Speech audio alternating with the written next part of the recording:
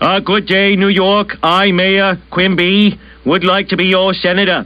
If elected, I would use your tax dollars to put Opie and Anthony on radio stations across this great land. Syndication now. It started as an idea. I have a dream. Then the people got behind it. United, there is little we cannot do. Now we can all live the dream. It's Whip 'em Out Wednesday. Keeping the dream alive. This is the Opie and Anthony Show.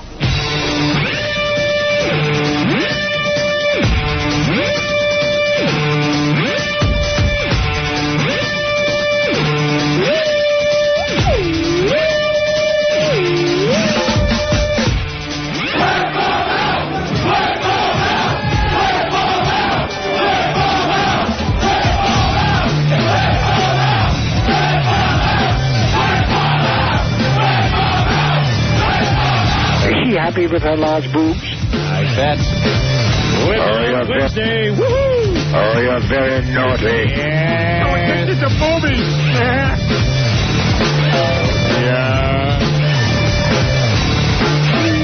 And welcome to the Opie and Anthony Show. Hello. We got to get right into this today, Ant. Couple phone numbers in the New York area, 877-692-1027. Anywhere else, including... Oh, my God. Can we do a triple? Boston, Cleveland, and D.C. Yes.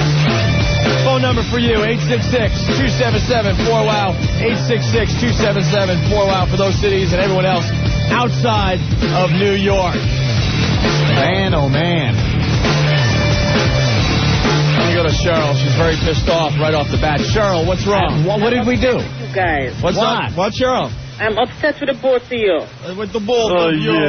okay. Because you weren't at work yesterday and, you know, you had me waiting. I count down the hours until 3 o'clock every day. Yeah. Yep. And then at 3 o'clock, never heard you guys. Who you? I ain't calling you, lady. Guys, when did you say something the day before? Well, how disappointed I was. Aw, see how people get disappointed when we're not here? That's kind Like of I'm waiting on this delicious meal. I count down the hours. Hey, we had a pretty good streak going. 4 weeks without taking a day off. But you should have. Then I heard the thing with Key the Cops. I said, okay, fine. Yeah. It was a good thing, so they're replaying it. Yeah, well, we had it. Then I heard, we're going to take a break. Oh, so I said, okay, fine. They'll be on after the break. I got to be honest. I had a scam going, and everyone caught me on it. Yeah, because you were going to the Islanders game, right? I know. Even Cheryl knows. I know if you were at work, you wouldn't reach to the game on time. Hey, I planted the seed like last week. I'm like, guys, you know, I'm going to the dentist, and I don't do well with the dentist, and it's a little more than a cavity this time around. Right. So I don't know. I don't know if I'm going to be up for working. And finally someone read the sports section of the paper and went, wait a minute. My Islanders, I mean, first playoff home game in, I think, 8 years. Right. I had to be there. I know. I said, you know what? I want him to lose because he didn't turn up. Well, they won. Yeah, I know. They kicked ass last night. Don't take off any more days for the rest of the year. Perfect game, by the way. We just killed the Maple Leafs 6-1. Yeah, End of the game, a nice, huge fight right in front of us. Nice. Oh, man. I couldn't be happier. But I was using the... How did little Gary like the game, Opie? Little 12-year-old Gary, did he enjoy the game? Hey, man, I had to bring my brother. Oh, you didn't take him. That's right. Oh, okay. My brother's a big Islander fan. Yeah. So I had to bring him in. You can take him to a playoff game. Playoffs? No more days, okay? All right. No more days off. Somebody was saying, Cheryl, how come you couldn't predict that we weren't going to be in? You know something? With your tarot card. I was saying I know Oak would not be coming because I know Islanders playing. I know he's not going to be. Wow, so you do have some magical powers. You're just like Miss Cleo. I'm seeing in the cards that Opie's not going to be in. I'm seeing in the sports section. The sports section. Don't disappoint me again because I count down the hours every day just to hear you guys. You got it, Cheryl. Okay. All right. Okay, bye. I love you guys. It's nice to be loved. Thanks, okay, Cheryl. bye. Yes. All right. And the love just shining through in multiple cities, Opie. Multiple cities. Stan from Hoboken. It's great to see syndication hasn't changed you guys. You're still lazy Fs. Dude, man, we went 4 weeks without taking a day off. Look at Dan, you bastard. I know there's a faithful listener out there that could figure out the longest we've gone without taking a day off. 4 weeks is about our limit. Is that it? That's about our limit, Anthony. I know there was a stretch where we went months without a day off. I am sure of it. I don't know, man. It was ridiculous. Ridiculous. Well, we missed a great day yesterday. Yes. Ratings are coming in from all over the place for the Opie and Anthony radio show, Anthony. Since we last talked, the ratings came in for D.C., Cleveland, and Boston. Right. And Boston. Yeah, I was very, very happy to see the ratings in Boston. And, oh, God. I think we're going to start today with the ratings for Boston. Hey, guys. Yes, Rocko. Could you help me out? I was really counting on my ratings bonus. So I need a couple of bucks because it seems I'm not going to be getting one this book. Seems like you're never going to get another ratings bonus, Guys, Rocko. Dave, what did you do to me? I wanted to fight these guys. Yeah, see the Dave Douglas strategy of not talking about this show and not acknowledging the... making believe we didn't exist. Yeah, and then when we talk about your fake radio, you don't try to defend it. It all paid off for you guys at AAF. We're going to give you some news that AAF will not be giving their listeners, Anthony. Right. But I figure before we start to telling you the ratings of Boston, that we do a little, what would you call it, Anthony? Retrospective? Like a little retrospective. That's something we like to call the Opie and Anthony timeline. It was very, very important for us to get back into Boston, wasn't it? Oh, hell yeah. Everyone knows that. And our loyal following here in New York understood. Give the people that turn their backs on Opie and Anthony their just desserts. That's right. Right. So Ann and I sat down and we put some thoughts together and we came up with the Opie and Anthony timeline. It's kind of a little story about your pals Opie and Anthony. Right. Where it began and up to the present day, which is the release of the winter ratings in Boston. So we're going to start from the beginning, Anthony. This will be a lot of fun as we look back and reflect. Let us reflect on the events that got us to today. Right? So we start our timeline, the Opie and Anthony timeline, with August 1994. Wow, we got to go all the way back to August of 94 for this? Don't worry, we'll be fast forwarding with this timeline. Wow. But we got to start from the beginning, August 1994. Oh, sorry, I was having a flashback that I actually had to work for a living. Well, you were... Oh, Jesus, that was scary. You were doing the air conditioner thing, Anthony. I was. So let me just read what I got for the Opie and Anthony timeline for August 1994. August 94. This is almost like a special. They put together on for TV. Yeah. It's written here. While doing nights at WBAB on Long Island, Opie meets Anthony. Oh, the air conditioner installer. Yes, and it was love at first. Yes, I was installing ductwork. That's right. For the wonderful folks at Apollo Air Conditioning in Bayshore. What is that, Rick? Well, I guess Rick has a little taste of what it was like for Opie pre-Anthony, I guess this is, right? Yep. BAB, who's this?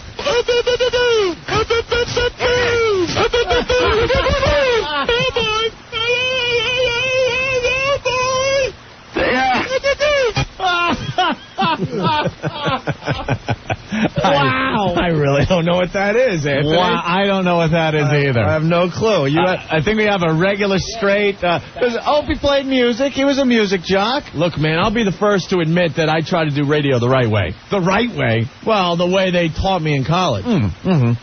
Yeah. Okay. Here we go. Get a load of this, Norton. WBAB, Long Island's home of rock and roll. It's Opie cruising through a 102-minute commercial-free Long Island marathon. With Genesis, of course, Elvis Costello, Veronica, Queen, B-52s with some of that good stuff, and the boss in there as well. The boss? Oh, that's Springsteen. Jimmy, that's like almost 10 years ago. Isn't it funny now when you mention the boss, usually scumbag is right after it or before exactly. Exactly. Oh, my God. Let me let that settle in a bit. Hey, man, like I said, I'll admit I used to try to do radio the way they taught me, and then I realized it was a bunch of crap. Were you cruising through it, like you said? I was rocking and cruising. We're cruising through. And what did you call it? A Long Island Music Marathon? And I do believe I was also rolling. Right. That's not all. Help me out, Ant. That's not the only thing I did. I understand, but you don't have to sell me. I got my bits in there. I know. It's just it was, BAB was a music station. And, you played music. It's called the back cell. Right, the back cell, where you tell everybody the songs and artists they just heard. Let me tell you something. Veronica. Sometime this summer, I am bringing the first show you and I did together. Yeah. And I'll play that. Mm-hmm. There's plenty of embarrassing moments on that tape, Anthony. Yes. All right, so the Opie and Anthony timeline.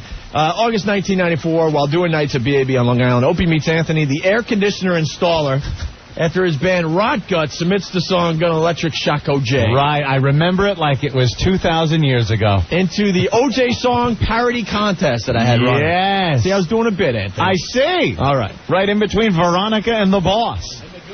There was a song contest, and people had to send in their song parodies about the O.J. Simpson trial. That's right. Situation. Opie thinks to himself, this is my first impression of Anthony. Mm-hmm. He may look a bit strange with the big 70s afro, but boy, is he talented. Anthony used to wear his hair. Well, I was in the band Rocko, right, as you know, and we were very, very colorful on stage, I guess you could say. And I used to totally puff my hair out. And the bigger, the better. Right. So it was just completely out of control.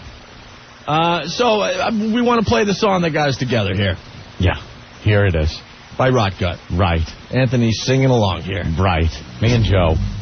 Brother Joe. That's...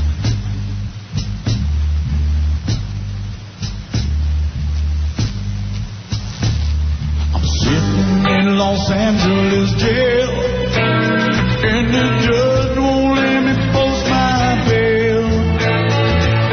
Now this could be the end of me, 'cause California's got that death penalty. They're gonna electric shock O.J., cook my behind like a chicken croquet. They're gonna electric shock O.J., toast my behind. Nicole, I really loved that girl, but she had the worst look in the world. I was only cleaning my knife, I accidentally stabbed her 36 times. They're gonna electric shock O.J., cook my behind like that cherry flambe. They're gonna electric shock O.J., roast my behind.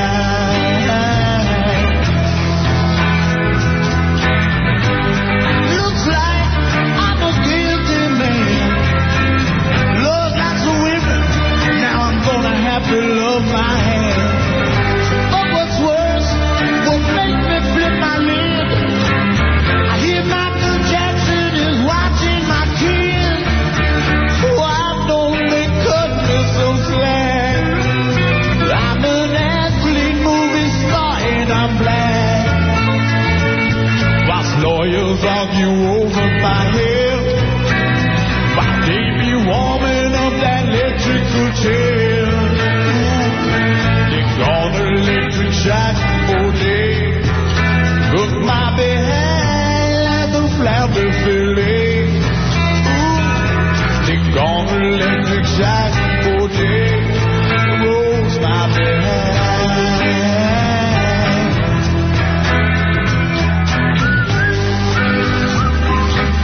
Whoa! Ow! Oh, I didn't do nothing. Oh, that hurts. Hurts. Give me a car. Get me the hell out of here. Ah! Woo!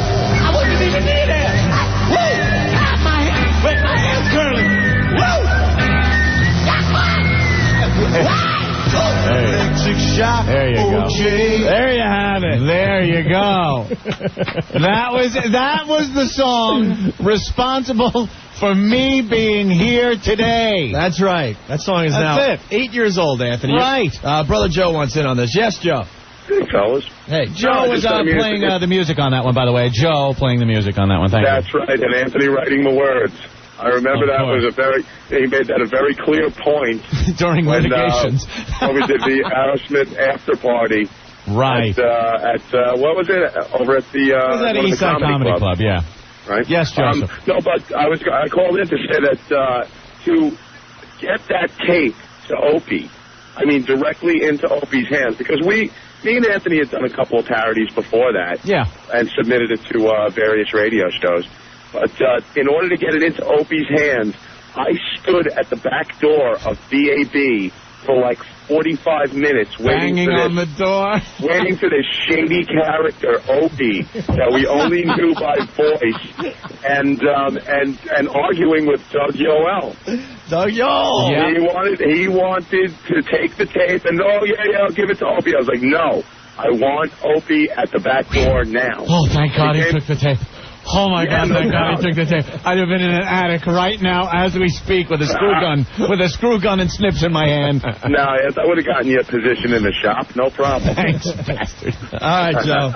Cool, man. All right, fellas, I'm listening to your timeline. Cool, thank you. Yes. If you're just tuning in, we're doing the Opie and Anthony timeline that is going to end with the ratings that came out for Boston yesterday, Anthony. Yes. So, yeah, and his band submitted that song, and then... Dan from Hoboken wants to know if Brother Joe's working on Gonna Electric Shock Robert Blake. Not a bad idea. And then we kind of decided, hey, man, we get along, we got a chemistry, we're going to try to do some radio. It was working, right. What is left in this timeline for August 1994... Anthony gets kicked in the nuts by a goat. Right. And Opie has the goat relieve itself into the morning man's coffee cup. Hey, good morning to you. How you doing? Oh, that's the God's honest truth. And soon after, Opie and Anthony have the Pancake Summit at IHOP. The Pancake Summit. And decide to do a radio show together. Right. Hey, it's Bob Buckman in the morning here, BAB. My coffee tastes a little weird today. I don't know what it is. Maybe it's just the morning or something. The coffee tastes a little off this morning. Well, really fast, we had this guy bring a goat down, and the goat proceeded to take a dump. Yeah. All over the studio, little pellets bouncing around all over the place. And then the goat decides, because he looked scary with the big afro, decided that, I don't know, Anthony was a threat, so decided to head him in the ballies. Well, yeah, you know how goats can be. So he reared up and got me right in the crotch. And then the goat, I could tell, wanted to relieve himself, so I took the morning guy's coffee cup. Considering the guy was playing all my stuff during the morning show and not giving me any credit, I was a little pissed off. And I let the goat relieve itself in the it actually started relieving itself on the rug, and Opie goes, uh-oh, and grabbed the coffee cup and put it under the goat and let him fill it up. What left the worst taste in Bob Buckman's mouth? That cup of coffee, I happen to work with the radio chick here in New York. I don't know. And then we went to the IHOP and said, hey, man, I told Ann, hey, man, give me some time and I'll find us a gig somewhere. Right.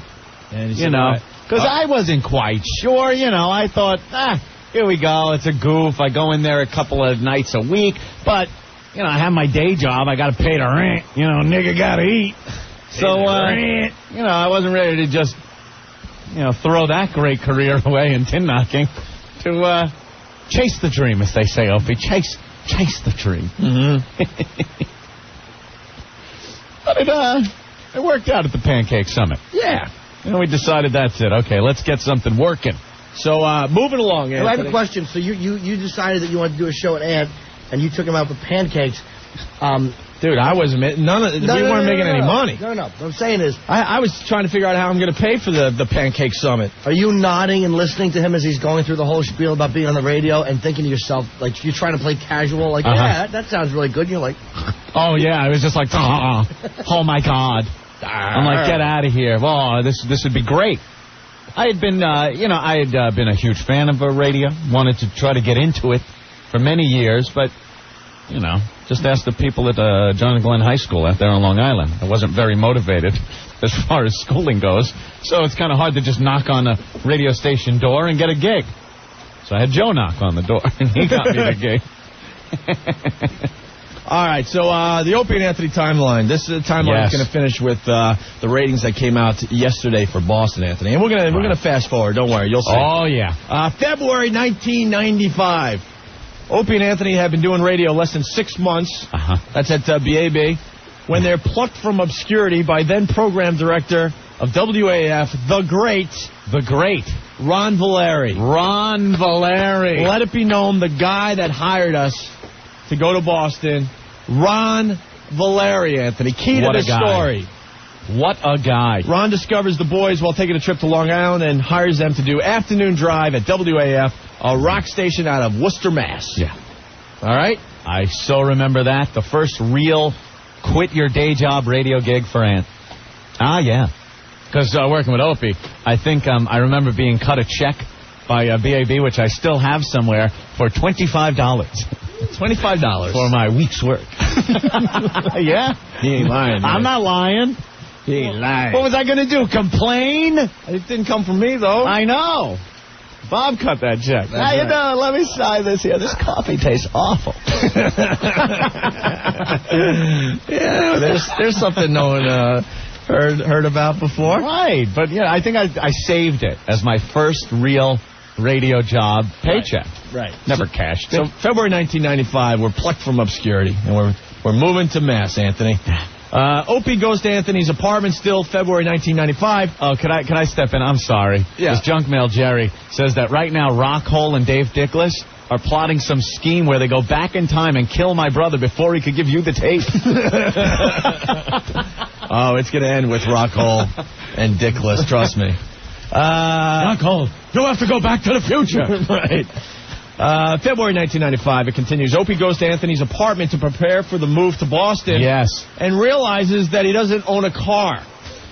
Well, Opie wasn't making much money, knocking a tin, being a sheet metal worker, and Apollo Air Conditioning had given me a company van, which I was only supposed to use during company hours. Right. As I backed my jet ski into half-broken the water off the Apollo van. Right. Yes. It continues, unless you count the 1986 Dodge K car that's in the middle of the weeds sitting on on 4 concrete blocks with no wheels. Yeah. That was given to me by my sister. You pointed to that car and go, no, I got a car. I'm taking that to Massachusetts. Well, that'll get me a Mass. Of course it will. Didn't even have plates, Anthony. I was working on that. And then I was so broke. I finished this timeline by saying at this point Opie wonders what he got himself into. It's true. Come on, I was very broke. Anyway, Opie and Anthony head to Massachusetts. Oh, what? I'm not going to be able to enlighten the crowd on the Opie is not getting a moving van story? Oh, you could do that. Jesus Christ. You could do that. I didn't have many things. Oh! I didn't have much That's stuff. what he told me. Here we go. We're getting a U-Haul, right? I got to get a U-Haul to move my stuff. So I get a U-Haul. Opie goes, look, instead of me getting a moving van, save a little space on the back of the U-Haul. Because I don't need much room. I don't have much of anything. I'm leaving a lot of stuff here. I go, okay. So I worked on packing this thing like a puzzle, where I had taken up all the room possible and left on the back 2 feet tops. No, I would say 3 to 4 feet. Wow. On the back of the truck. Thank you. It was like an 18-foot U-Haul. That's all I could spare. Thank you. And you told me last minute that you weren't going to get a truck, that you were going to use mine. I'd have gotten a longer truck. You had a lot of stuff. So I pulled no in money, there. man. Yeah, I had no money, but I rented the goddamn Ryder truck. You had just a bunch of crap. I pulled up to your house, and Opie wound up having to throw away half of his stuff. I just broke it in the road. I said, all right, what the hell? I did what I could, and I left everything else behind. I couldn't imagine. A fine apartment in Northport. Why you didn't get your own U-Haul. I was lazy like yourself, dude. All right. Anyway, so we head to Massachusetts. Right, look at us going. There it is, 95. Opie and Anthony move into 91. Anthony's ex-mother-in-law's house. and start doing their afternoon radio show. Not from the house, from the station. AAF, right. Little side note, Opie doesn't move out until 18 months later. 18 months later. Opie lived with my mother-in-law, my ex-mother-in-law, for 18 months. No, don't do the universal fist, like thrusting forward movements for sex. No, I have no idea why, again, Opie decided to stay, because I was out of there with the wife in, no, it was a matter of weeks. Because, maybe a month then. Because, the ex-wife couldn't take living there with her mom. So she was like, we're getting out of here, lickety-split. But Opie decided to stay for 18 months. He lived with my mother-in-law at the time. Yeah. And let us not... let me enlighten you on a little something, too. This got brought up in court. In court during my divorce. Born to be living with my mother-in-law. Here's some of the questioning from famed attorney Dominic Barber during my trial. Is it true that your on-air partner, Opie, lived with your mother-in-law for 18 months? All of a sudden, now it's going to cost me money. Right. They're going to try to swing it that the reason that we're so successful is for some reason Opie stayed with my mother-in-law for 18 months. Because she supported us. Right? Some kind of support thing there? Oh, my God. Opie, do you want some breakfast? I'll cook for you. Tell Jim about how I broke everything in the house. Yeah, and then he broke, like, she got little things all over her house, like everyone has, a little ceramic, little tchotchkes, knick-knack and bric-a-brac. Hummels and whatnot. And she had a phone cord that was like 3 miles long. And that's one of the ways Opie would break everything. He'd pick up the phone and go walking around the house with it because he can't stay still. And the cord is just knocking stuff off of shelves and little tables, and you would drop things. You broke stuff in the bathroom. All these little, there goes the horn off of my unicorn. But thank God I love Opie. How did she know you had left the bedroom? Did you put the thing back on the table backwards? All of a sudden, when you finally decided to leave, she was very lonely. Yeah. And then after I got my divorce, or started getting a divorce from my wife, she wasn't going to be my mother-in-law anymore.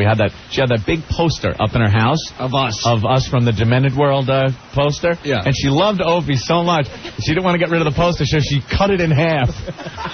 So she only had Opie. Don't want that picture of me up in the house. Yeah. 18 months. Yeah. Made quite an impression on the old crone. All right. Moving along, Anthony, with the Opie and Anthony timeline. It ends with the ratings that came out yesterday for Boston. But it's a little brief history of some of the things we went through. Yeah. And it's going to start moving forward fast here. March 1995. March 95, yes. After being at WAAF for only 2 weeks, 2 weeks, the man who discovered us on Long Island leaves AAF to go to New York for a much better gig. Right. He tells us how good the show sounds as he's packing his boxes in his office. Yeah, he was like, okay, great job, goodbye, goodbye. You guys sound great, bye. Gotta pack, gotta go, goodbye. Like he was off to another gig. Another gig. And we were all excited. You know something? I got to explain this. When we went to AAF back then, Opie, because I knew nothing about radio, so Opie enlightens me like, oh, my God, this guy Ron Valeri is the ball. This guy is going to be great to work under. We're going to be able to do a lot of the stuff we want to do without a lot of pain in the ass management getting in the way, because this guy understands the type of show we do. I mean, you could not say anything more about Ron Valeri. He got us, and he got the show. Yeah. And unfortunately, he's now out of radio, and he's one of the best. Yeah, so... But radio claims another victim. I mean, so he moved on to other things. He can't take it anymore, this crap. So Opie very excited about this, and I'm like, wow, this is really cool. Great. He's there for a matter of weeks, not even. 2 weeks. 2 weeks. 2 weeks. Yeah, gotta go, goodbye. And he left. He went off to a better job. What's he going to do? But we didn't know this when we got hired that he was going to leave. Right. And who is his replacement? He's packing his boxes in his office as he's telling us how great the show sounds. He will be missed. Opie and Anthony have no idea their nightmare is about to begin. Yeah. Soon after Ron Valeri leaves, AF hires Dave Douglas from Nebraska. There you go, because that's the kind of market you want to delve into to get a great program director for a major East Coast city. You want to go to Nebraska and find a program director. Nebraska! Dave Dickless. Better known as, Dave Dickless, the amoeba, the man without a backbone. The man without a spine. Douglas is hired to be, technically, our boss. Right. The program director at AF.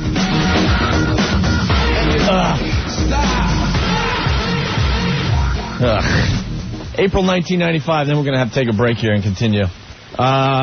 Less than 1 month later, Anthony. Yeah. So we've barely been up there in Massachusetts. Opie realizes Dave Dickless is clueless and can never be trusted. When he corners Opie near the coffee machine, this is another story we've never told. Yeah, this is great. This made me really, really like Dave Dick Douche. So he corners me near the coffee machine. This is a little over a month being up in Massachusetts, and asks why I teamed up with Anthony.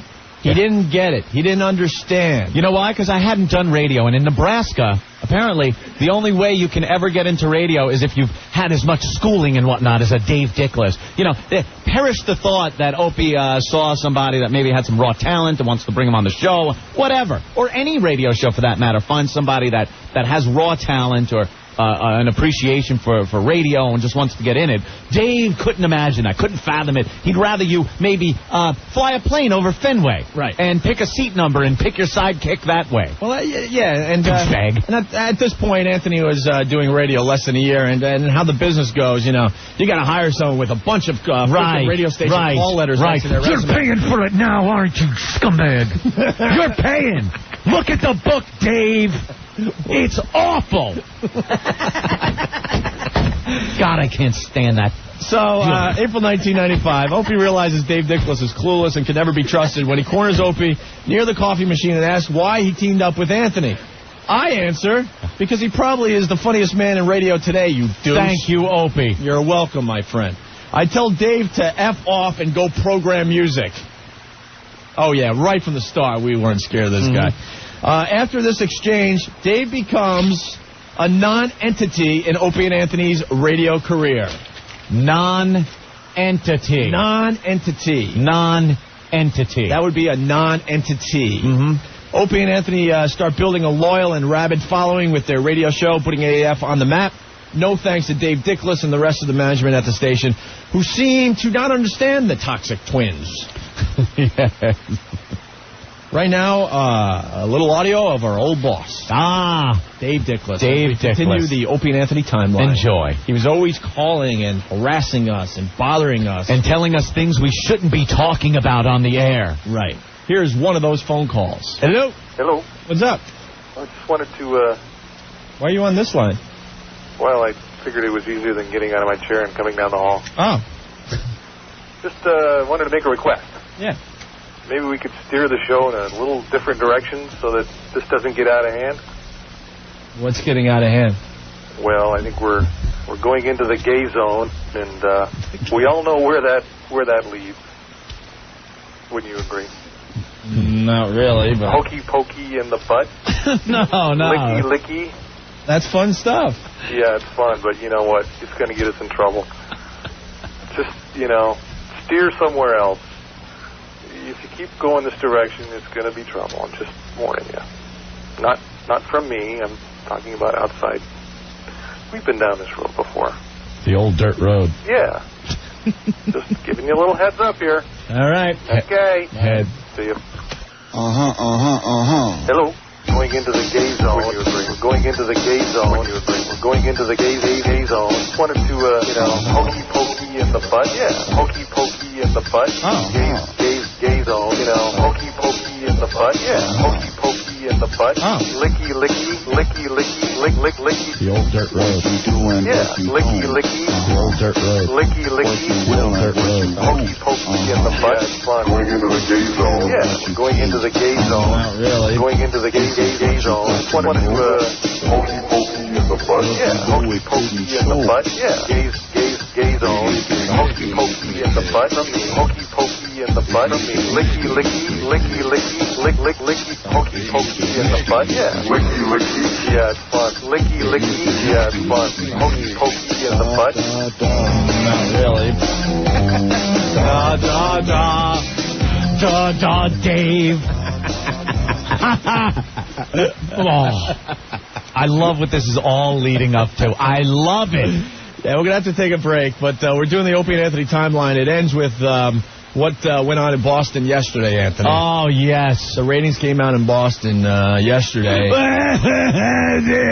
And we got some great news, but we figured we kind of relive this whole Opie and Anthony thing. I think it makes it a little clear why it's so important to us. Yes. To go back and just rip the a-holes out of you. Right. So the timeline will continue after this quick break with May 1995. Opie and Anthony invent... Wow. Listen to me very carefully. Rip 'em Out Wednesday. The Opie and Anthony Show. Yeah, you're checking out the Opie and Anthony Show. We're reliving some career highlights. Bear with us today. All based on the fact that the Boston rating came out yesterday, and that's what we're leading up to. That's right. We're doing the Opie and Anthony timeline.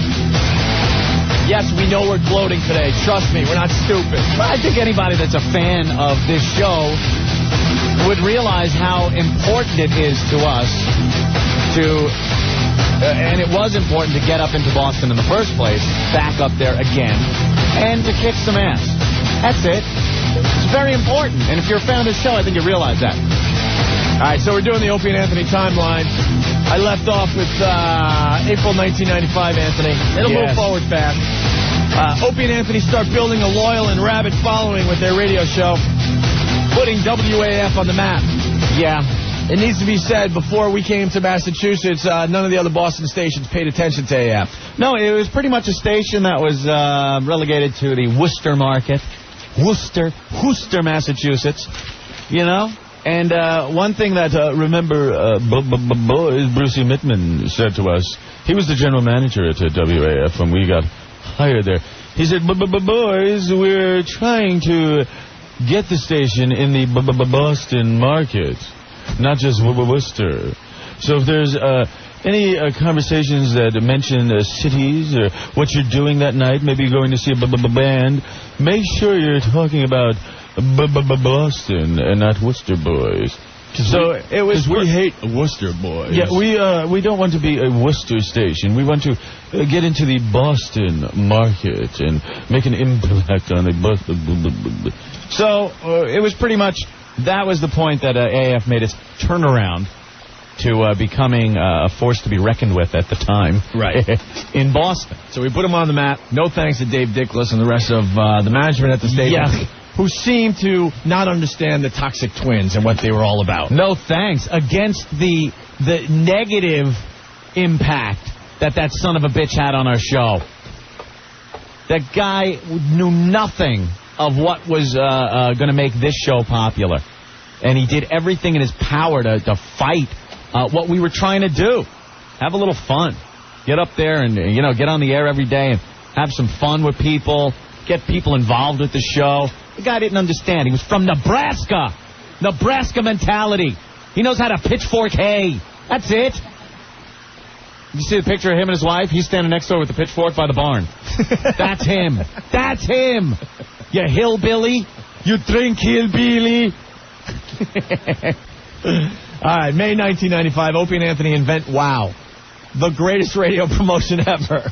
That goes down in, I don't know, history like the invention of the light bulb, Opie. That's right. And the automobile. That's right. Right, wow, huge. Huge. Put wow in your car. If the girls feel like it, they'll flash on the way home. A quite simple concept. Yeah. That seemed to take off in Massachusetts, Anthony. Yes, it did. With homemade wow signs all over the highways because the station didn't want to support it, so we didn't get to do bumper stickers back then. Who didn't want to see some boobage? And everyone put the wow in their vehicle. Dave Dickless, Anthony. Dave Dickless, again, taking something that is instant publicity. People like doing it. It's not something you got to force down people's throats. This is a fun thing. A fun thing that made our show more popular. And what did Dave say? Stop doing it. They don't do this in Nebraska. Stop. So with wow and their innovative radio style... Hey, we're writing this in the third person. So with wow and their innovative. Sounds like a special. They make AF the station to listen to in the Boston area. That is the God's honest truth. Right.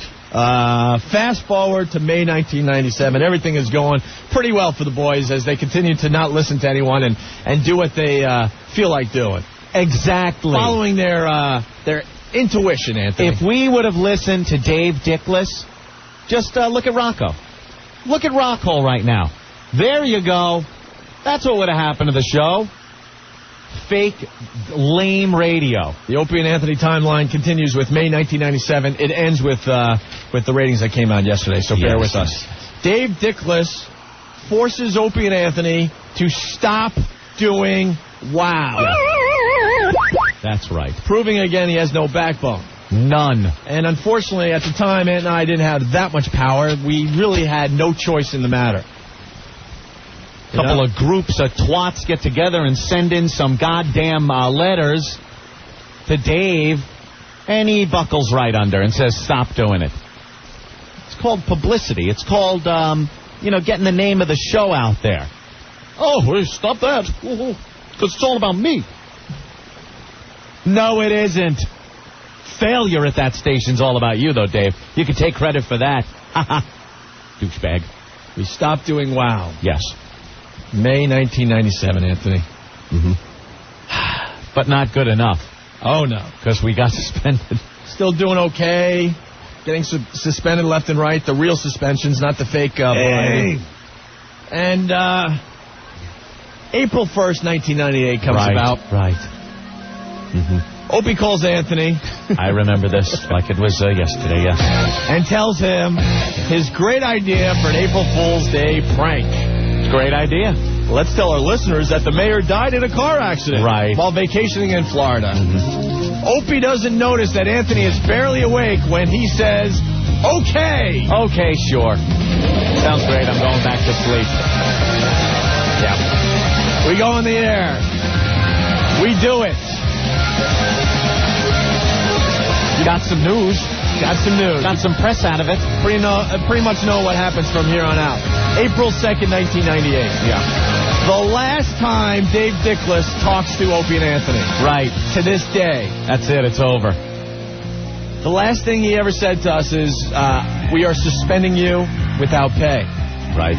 And there will be an internal investigation. To this day, Dave Dickless has never talked to O&A again. Nope. Good. Yeah. Wait, what? That's right.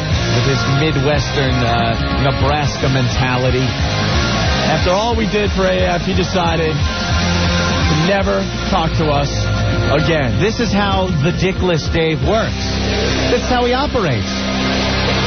He'll try to use up anyone's resources to advance himself. And then if something happens, he will turn his back on you in a second. Look at Rockhole's old partner that he had. Was actually getting Rockhole that tool a couple of numbers. Was actually doing it. Dave Dickless had a little disagreement with him, and that's it. Gone. And Rockhole didn't even argue the point with Dave. Paying for it now, aren't you? Paying for it. Pay. You'll pay until you're gone. That's right.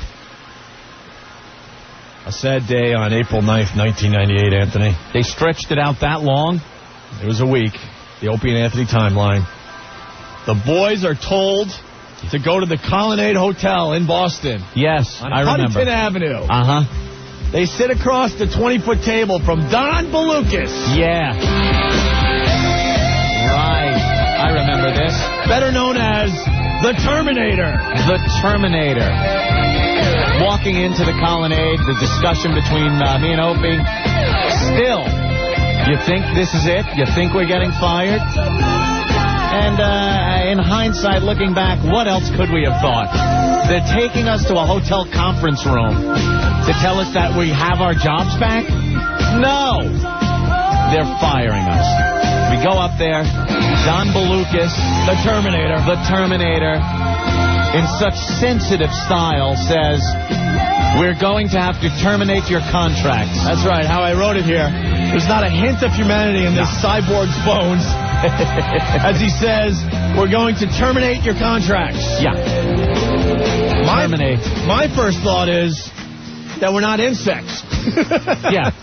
Terminate with extreme prejudice. Right, we're not insects. Then it sinks in. After putting AAF on the map and making them an S-load of money, we're being tossed aside like a used whore. Right. We were fired! Gone. You're fired. Actual audio of Ant and I leaving the Colonnade. We're tanks for nothing! Tanks for nothing. Tanks for nothing.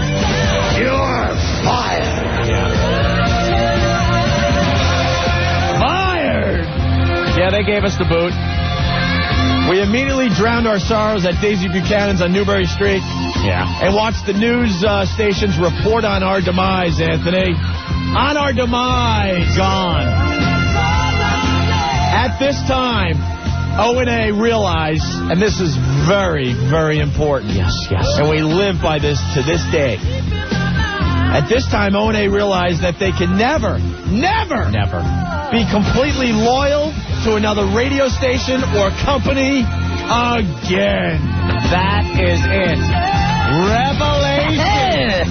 We had a moment of clarity right then and there that was the last time we would ever listen to anybody giving us what they think is advice for this show. Because only we know what is best for this program. Hell, we love the stations we're on, but the reality is we can never completely be faithful and loyal to the stations we're on. Hey, Rocko, get ready for a visit to the Colonnade.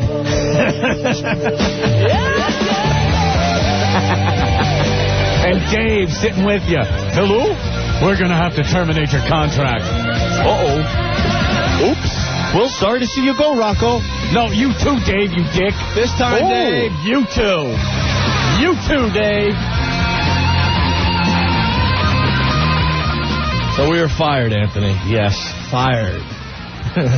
This is kind of important. April 10th, 1998. You want to play the montage of us getting fired, or we don't have time? Oh, I don't know. You want to play it? Yeah. All right, let's play it before we move on with the timeline. This is how our firing was reported by the news stations in Boston.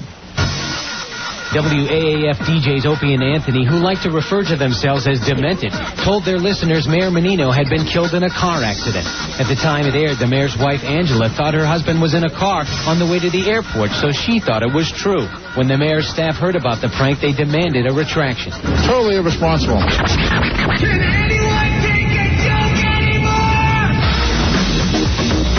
Boston Mayor Tom Menino, thankfully, is alive and well, contrary to a radio station's so-called April Fools joke. WAAF DJs Opie and Anthony had announced on the air the mayor was killed in a car accident in Florida. Tom Menino is very much alive and not at all amused. It was an April Fool's joke, right? Albeit a tasteless one, right?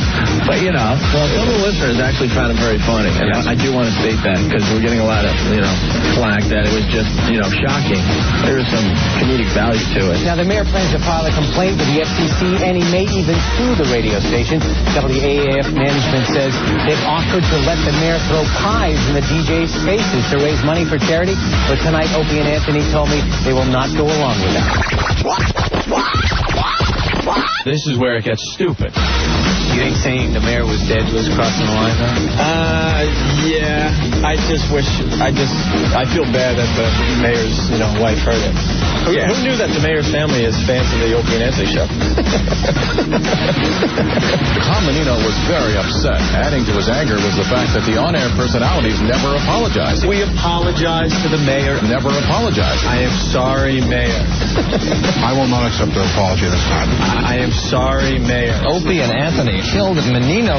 Opie and Anthony killed at Menino.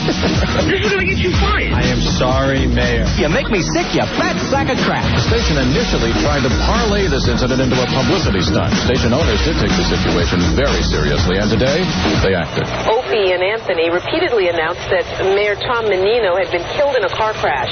Now WAAF has suspended the DJs indefinitely without pay. Mayor Menino is also seeking sanctions from the Federal Communications Commission. Let's kick it. Today, Opie and Anthony were gone. Fired. Opie and Anthony are unemployed tonight. Opie and Anthony have been terminated. Fired. And that looks like the last you're going to hear from either of these DJs for a while. And if the former WAAF afternoon drive duo are looking for sympathy, they better not look on the streets of Boston. I agree with it. I think they should have been fired, absolutely. I think they should have been fired. It's like someone saying that my mom was dead. Opie and Anthony are off the air for good. Losers. Opie and Anthony have been fired. It was all just a joke. Opie and Anthony delivered the joke on April Fool's Day, but the punchline knocked them right out of Boston radio. They're dead air as far as their radio show is concerned. That's no joke. The station's keeping kind of a low profile as a couple of its top DJs go to no profile. Instead of delivering jokes, Opie and Anthony are going to be delivering audition tapes. Mayor Menino had a comment on that tonight, but in a statement, he said, hopefully this incident will give all broadcasters pause. Irresponsible. Piss off. Anthony killed at Menino. Don't F with them. Opie and Anthony. We're nobody's bitch.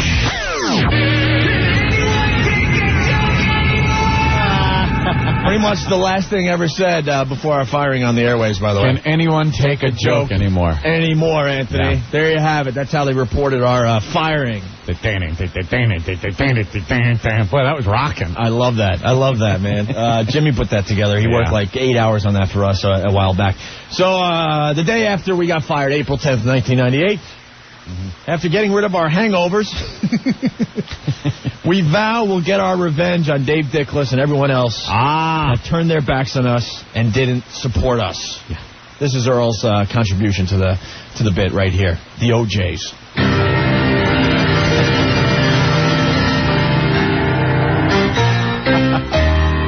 Yes, this is very appropriate. Business as usual at the station. They hosed it down like Disney. Just like Disney, when there's an accident at Disney, they hose down the rides and get them started again. Get the people on it. Well, after we got the boot, Rocko slips into our time slot, which he had during our suspension, and didn't even acknowledge he was filling in for us. He just... Here it is, yeah.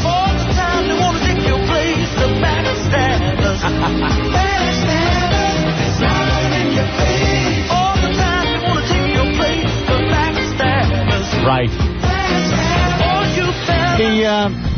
He was filling in for us during that week that we were suspended, where no one knew if we were going to be fired or not. And instead of saying, hey, it's Rocko filling in for Opie and Anthony, hopefully they'll be back, and nothing. Never mentioned us.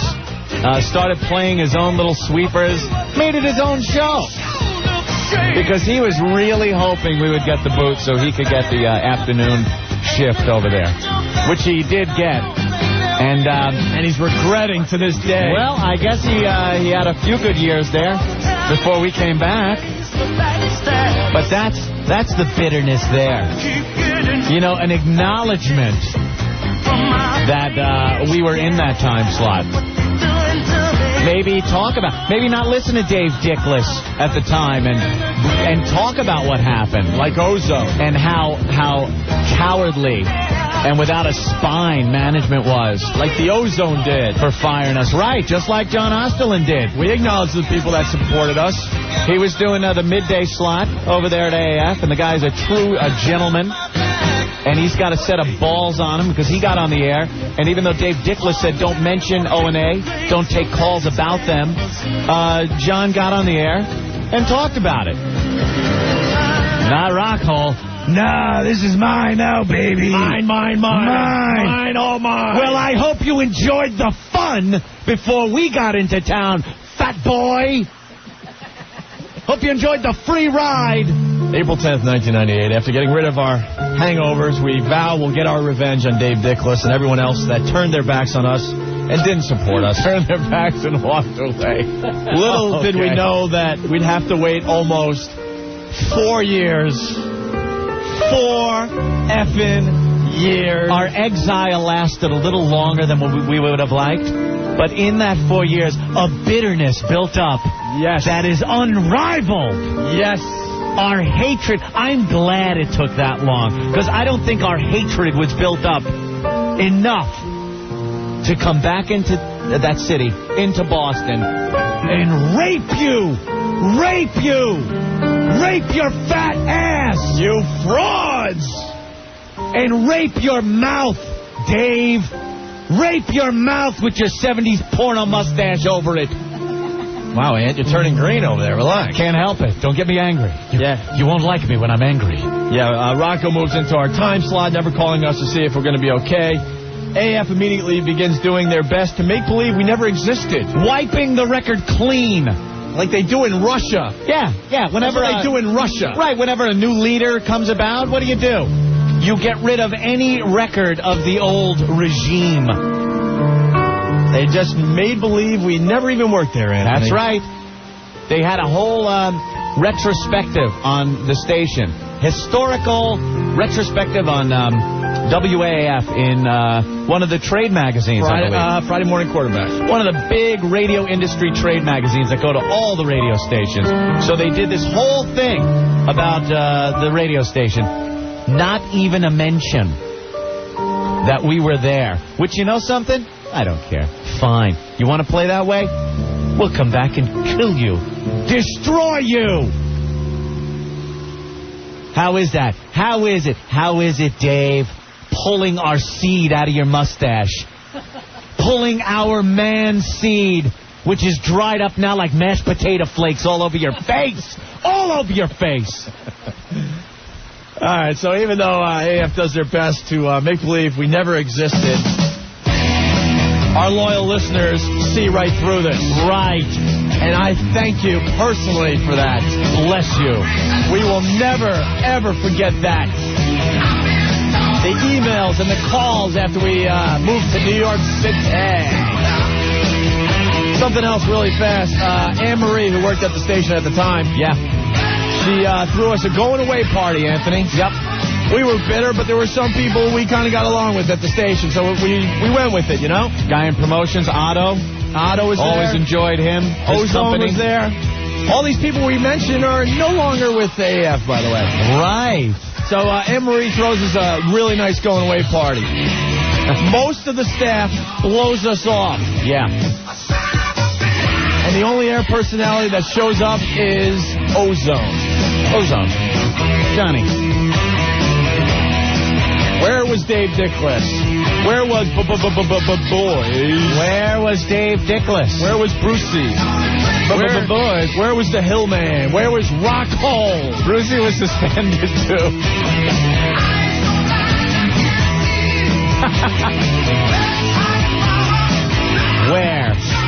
Where? Figuring out how to go on without acknowledging that we existed. There you go. On June 1st, 1998, Opie and Anthony got kind of good news. Huh? Oh. Kind of good news. Oh, Jesus. Opie and Anthony are hired at WNEW in New York. Good news relative to what? Cancer? This crap hole. To this day, it's still a crap hole. Unbelievable. The unflushable toilet. Almost 4 years ago, we're hired here in New York at WNEW. The station is a complete disaster, with dinosaurs roaming the hallways playing classic rock music. Jurassic effing Park. This place was. No one is listening to this crap, Ant and I remember. Thinking to ourselves. We say F the music and we start talking a real lot, Anthony. I remember we had a music director here, like any station has. We were playing a hybrid of classic rock, new rock, and I believe classical jazz mambo music. I don't know what the format was at this place. But anything that was cool was banned from being played here. I remember one day I came in with one of my favorite new albums, and we got in trouble for playing Living Dead Girl. You remember that? That's right.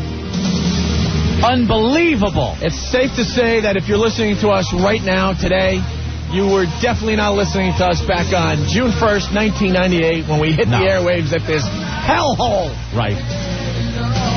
So we decide F the music, and we start talking a real lot. Yeah, we because the truth of the matter was, when we started playing some of the music, we couldn't not comment on it. Right. When you're putting in hot legs, hot legs, you know, we can't just sit here. I believe halfway through Hot Legs, we pulled out the CD and started playing Rod Stewart Baseball. Right. Where we would take all the Rod Stewart CDs and pitch them in and hit them. These are awful. And in order to do that, we had to talk.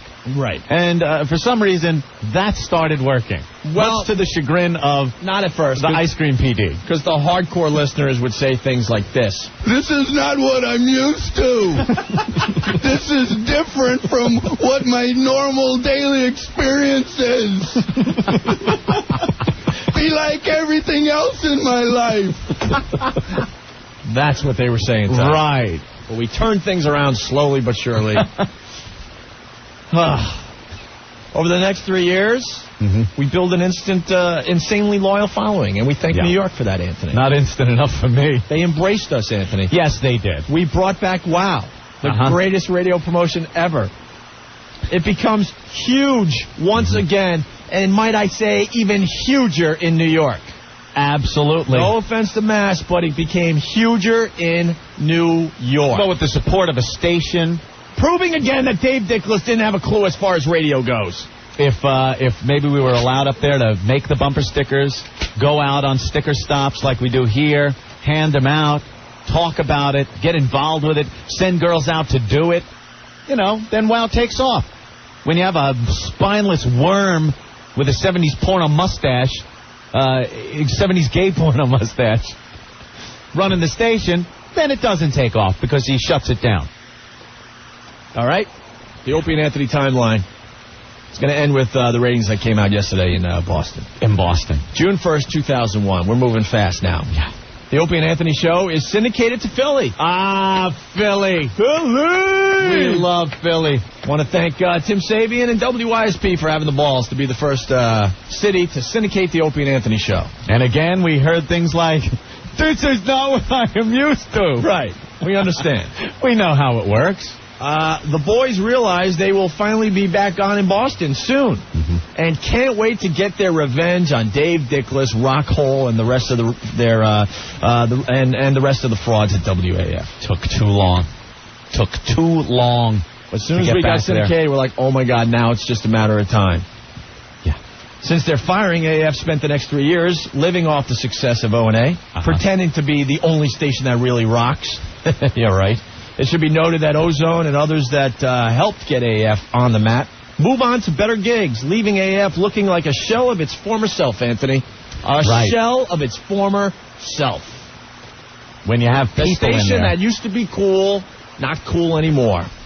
You got people in there that know what they're doing, that get attention on the air, that know good music, that hang with the artists. That's going to get you some listeners, right? When they all leave, you're left with Dave Dickless and Rocko. You're done. You're done. Look at the book, Dave. Dave. Are you looking at the book, Dave? It doesn't look good, does it, Dave? What are you, Hal? Open the pod bay doors, Hal. No, Dave. All right, we got to take a quick break.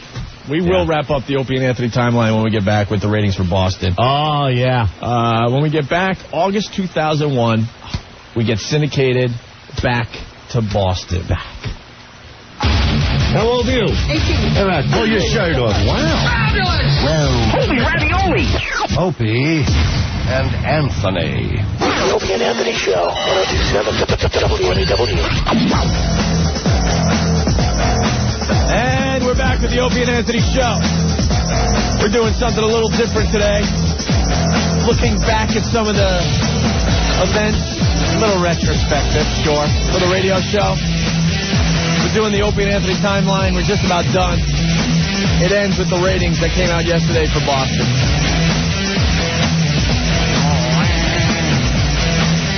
So we're up to August 2001, Anthony. Roy. Less than a year ago. Opie and Anthony are syndicated back to Boston. Thank God. Syndicated back to Boston. And immediately go about the business of destroying what they built. Rock!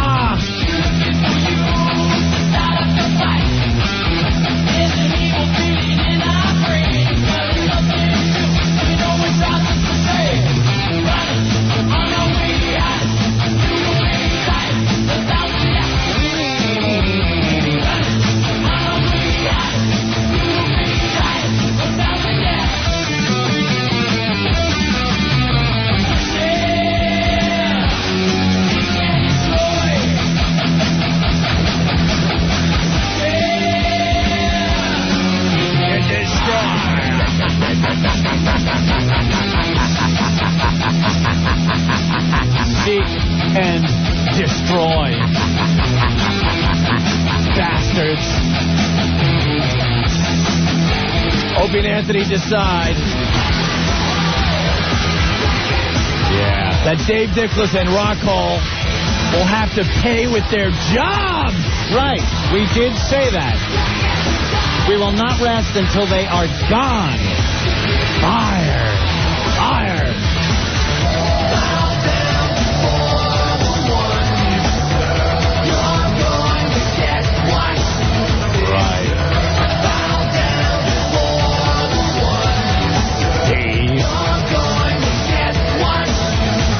Rockhole. Dave Dickless had a brilliant strategy, Anthony, when we came to town. Yes, his battle plan, Opie, his battle plan. He's got to get his troops ready, especially his afternoon show. How will they handle the return of the Opie and Anthony show to the Boston airwaves on the competing station? Dave's brilliant strategy was to tell his staff to ignore our attack. To just ignore them. They will go away. His battle plan is to do nothing. To do nothing. Do nothing. Just keep playing the music and shut your traps. Right. No matter what they say, guys, no matter what happens, just ignore it. Just ignore it. It'll go away like you ignore a cancerous tumor. It goes away. No. Stupid strategy, Dave. And now, you know what? Now it's too late. Now it's too late. Now if you start fighting, you're just going to look stupid. You're exposed as the fraud you are. Boy, was that stupid. Right. Stupid, stupid, stupid. Well, you're a stupid, stupid man. Because he's inept. He's stupid. He doesn't know how to program against a show like this. So when they beg and plead Rocko and the rest of the gang at AAF to at least fight back. To show they have some balls. To have some pride. Have a little pride. And go down swinging at least. Wear the uniform when you deliver the fish to the boys at IBM. Fight a little pride. Fight back, you phonies. What do they do, Anthony?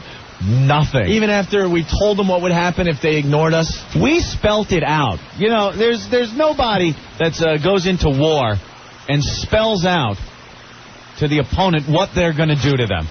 No one does that. We gave them that. We told them, we went on the air and said, look, here's how it's going to go down. We did. We are going to, get on the air and just pummel you. And unless you fight back, it is guaranteed you will lose. You'll probably lose even if you fight back, but at least you're fighting. Have a little pride. Make a stand. Do something. We spelt it out, and what did they do? Nothing. Listened to Dave Dickless. You listened, and now look at you. Now look. You're exposed. You're a bunch of phonies. This, the only station that really rocks. Yeah, right. Bye-bye.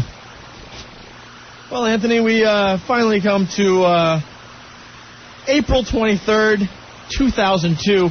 That, I do believe, would be... Wait, let me look at my little watch here. I think that was yesterday. Yes. Yesterday, right, Ant? It certainly was yesterday.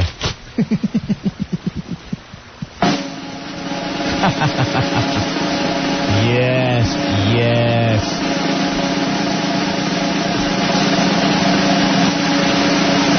Ratings came out yesterday.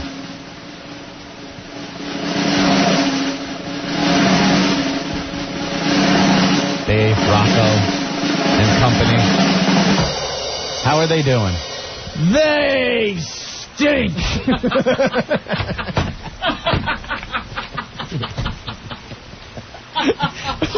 we could have saved an hour and a half. They stink. It's what I do. It's all I do. They are awful. They stink.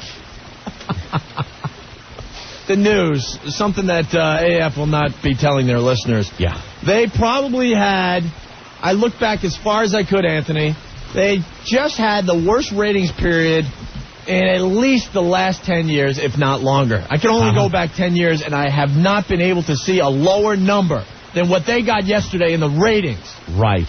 So thank you to the O&A Army for seeing it our way. Yeah, the only way to see this one.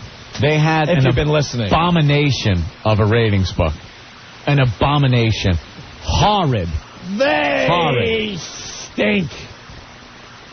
Very, very low numbers. As a matter of fact, I don't remember the numbers being lower. That's what I said. Yeah. I look back over the last 10 years. 10 years. Because I'm that upset. You did a 10-year low. I did a 10-year study. It might even be longer, but you couldn't go back any further? I went back to like 91, 92. Oh, my God. And the station has never been lower. This could be the worst ratings ever. Ever.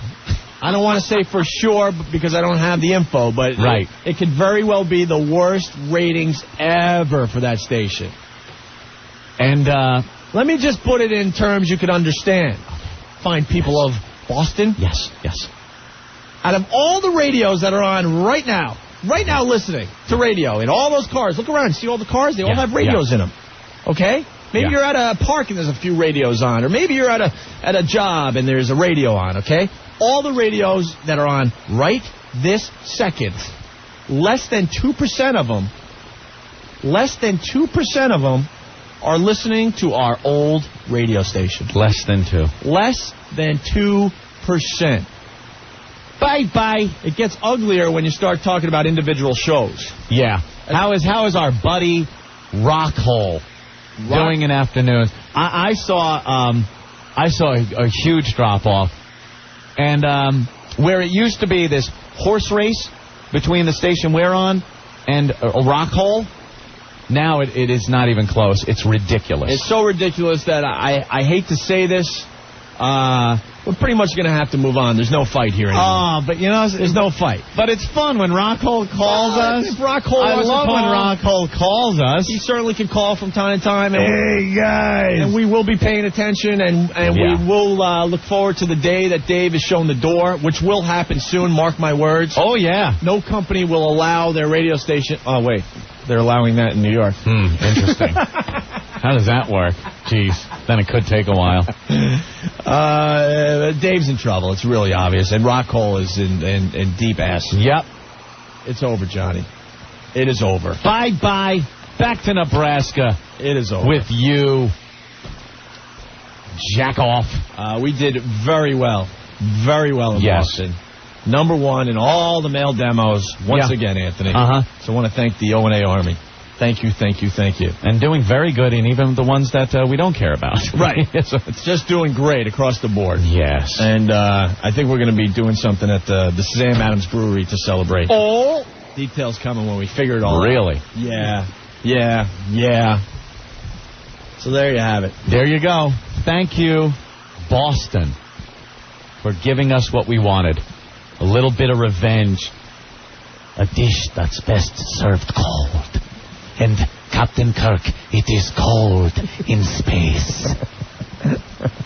Gone! Yes, and of course, just because we really concentrated on Boston, well, doesn't mean that Washington and Cleveland. Cleveland's ridiculous. I want to say it. Cleveland, guys, you got to get some kind of life outside of this show. You know what? You guys are apparently they're just listening to this program in Cleveland. Yeah, it's great. Why don't we do this? So Cleveland and DC, so it doesn't sound like we're just tossing it aside. Anthony. Right. We'll take a little break here. We'll regroup and we'll give you the ratings for Washington DC and Cleveland DC. But there you have it. Thank you, Boston. Thank you. Thank you. Thank you. Do you have the ratings for Rochester? Because I'll be there May 18th. Oh, God, you despicable. Scorch, what's going on? Hey, man, you suppose Dave Dickless will now be looking for pizza as opposed to hamburgers? Perhaps now you could get your job back there, Scorch. No, I don't want my job back. Hey, welcome to my family, guys. What are you talking about? You are now on in Albany at a station owned by the same people that own my station. Hey, that's Scorch. You're going to do extremely well there. Good for you. I'm glad for you. Hey, very happy. We're going to have fun with Albany. Yeah, Albany's actually... We're in day 3 of the Albany experiment, and we're just giving them a face full of crap so far. Yeah. Don't worry, Albany. But I just wanted to call up and say hey, and congrats for keeping on going, man. You guys are... All right. You guys are rocking. Thank you, Scorch. And you rock Syracuse. Yes, I do. Thanks. Scorch1.com, by the way. Let me give myself a plug. Scorch1.com. Scorch1.com. Check out Kingdom Iniquitous. Yeah, do check it out. So what's going on, guys? Long time no hear from. Did you go see the legend last night, sir? What's up? Did you go see Dice last night? He was in Syracuse. Oh, no, I didn't. No, I didn't. No. Syracuse is... that's kind of close, yeah. We're going to have Dice on the show today. Scorch, we got to let you go because we got to take a quick break. Yeah, we got to go to... If you want to call back later, we'd love to talk to you. Cool, man. All right. See you guys. Oh, wait. What? Oh, God. I love that cat. I can never hear that enough. Oh, wait. Oh, and... All right. So we'll take a break, we'll regroup, and we'll pretty much start today's Opie and Anthony show. Right. I hope you enjoyed the timeline. We had a lot of fun putting that together. Yes. Actually, preparing for a show. It was kind of interesting. Never do that again. We had notes and cues and what the hell's that all about? All sorts of stuff Jesus. going on there. All right. A couple phone numbers in the New York area, 877-692-1027. Anywhere else outside of New York, including Cleveland, Washington, D.C., and, of course, Boston, 866-277-4WOW. Opie and Anthony. And on the 8th day, God said, let there be breasts. Boom. Wow. We're back with the Opie and Anthony show. Thanks for checking us out today. Ratings are coming in for all the cities, so you got to bear with us. Really fast, the rundown thus far. Yeah. Ratings came in for New York. We're still number 1. Men 18 to 49, the reason we were hired to do this radio show. But the ratings weren't that great. Not going to lie to you. We've seen much better here in New York, but we're still number 1. So number 1 is still number 1, I guess. Right.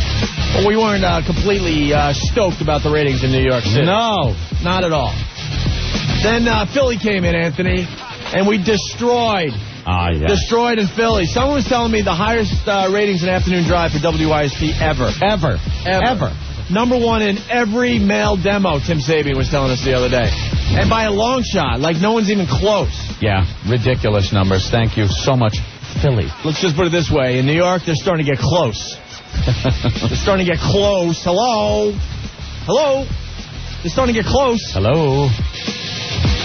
But Philly, we just destroyed in Philly. We just gave you the hour-and-a-half rundown of the Boston thing. Oh, when this station goes all polka, perhaps that'll boost our numbers a little bit. There you go. Boston, once again, number one men 18 to 49. The reason why we're doing this radio show. Don't forget that. Number one in just about all the male demos, I believe. I don't have them in front of me, but doing very, very well. No complaints in Boston. Yeah. New York, hello? Hello? Hello? You're freaking us out a little bit. Hello? You out there? Hello? Right. Hello? Ding dong. Stop freaking us out. Hello? Tell a friend. Get that wow sticker on your car. Hello? Where are you from? We're all pals, right? Yeah. What happened? Hello, New York? Hi. New York, you here? Everyone else is here. Boston, Philly, right. D.C., Cleveland. Wow, look at how many people from Cleveland are here. Hello? Right. Hello? Oh, someone new is in here. Are they from New York? Hello? Hello? Hi. Hello? Anyway. New York? So Boston, no complaints. Philly, no complaints. New York, we're a little nervous. What are you doing? A little bit. What are you doing, New York? bit. All right. Well, then the ratings for Cleveland came out yesterday afternoon, Anthony. Yes. And the only way, I don't even know how to describe the ratings for Cleveland. Ridiculous. I guess you could say holy S. They're insane. Holy S. It's almost as if somebody may have made a mathematical error when they added them up. Right. And didn't catch it. That's how stupid ridiculous they are. We got like I'm hearing a 25 share. Men 18 to 34. That's just ridiculous. Men 18-34. Holy Toledo. Basically, Yes. guys in Cleveland would rather listen to our show than get laid. No, they wouldn't. Yes, they would. It's amazing. Hey, man, it's just a joke. Relax, Cleveland. I think it's easier to count the people that aren't listening to the show. Everyone said we were blown up in Cleveland. Well, we got proof now. Goddamn love you, Cleveland. Ridiculous proof. And for the first time, Anthony, the reason we do this radio show, let's not forget, is men 18 to 49. Yes. That is it. I mean, if you read our contracts, that's what you'll see. Contracts? Who has time to read that horse crap? To get them to listen or date them? What are you talking about? What's important to us? Who has 1849. Well, they start losing the abs at 50. Don't they, Garrett? Who has time to read our contracts? Right. 200 pages of horse S. It's all bull crap. Promise things that don't happen. Yeah. Whatever. We're cool with it. Relax. Stop making your phone calls. We're fine. Everything's fine. I wanted to. So Cleveland, ridiculous. And for the first time, Anthony, in Cleveland, men 18 to 49, number one for the first time. Right. By far, by the way. By far. Thank you, Cleveland. Finally, this morning, Washington, D.C., the ratings came in. Washington. Now, if you recall. Yeah, you want to, set up the Washington situation. Washington, very tricky situation. A little bit. In the nation's capital. A little bit. We went into the slot that was held by Don and Mike in Washington, D.C. for many years. As far as Washington goes, there was no reason to remove them from their spot. No, they had huge ratings. Number one, and it was ridiculous, their ratings. Very good. Number one. And then, in order to get people on other stations and whatnot, some day parts were shifted around. We had to do some shuffling. Some shuffling, as they say, for them to be live in New York, for us to be live in D.C. They went to middays. We took afternoons in D.C. And we took a face full of ass from People were so pissed off. Everybody. The company hated us. Washington hated us. Everybody hates us. See, most of the times this program is put in a station in a city that is doing either well, okay, or just in a crappy situation. And we are there to bring it up out of the toilet or whatever. The slot we took in D.C. was highly rated.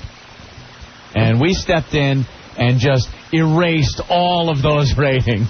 We chased away everybody that was listening from 3 to 7 in Washington, Remember D.C. the quote from Ken Stevens? Do you remember it exactly? That one? He's never seen more of a bigger ratings disaster. A bigger ratings disaster in the history of his career. We went in and pretty much just alienated everyone from the 3 to 7 slot at WJFK in D.C. Everyone. That was it.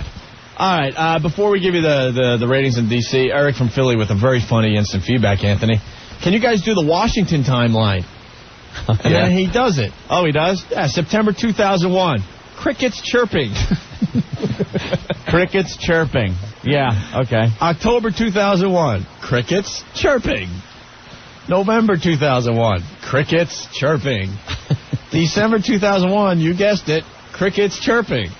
January 2002, someone coughs, followed by crickets chirping. Right. February 2002, lady writes in saying O&A will never last, and Stephanie shows her awesome cans. Oh. March 2002, people realize their cars are equipped with radios.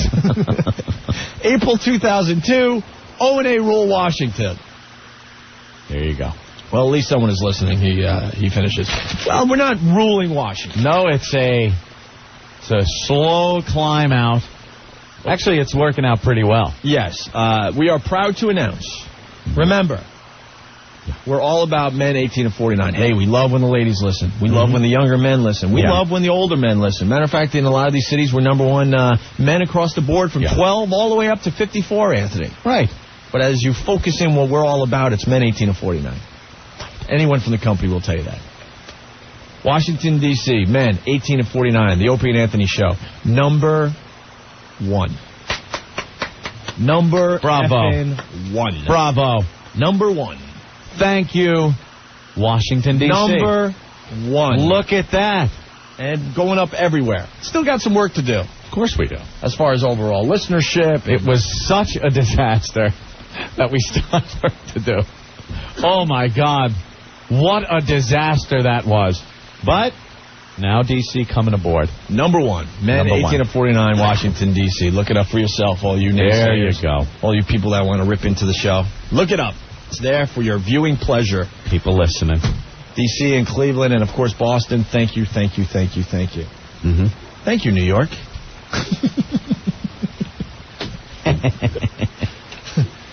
All right.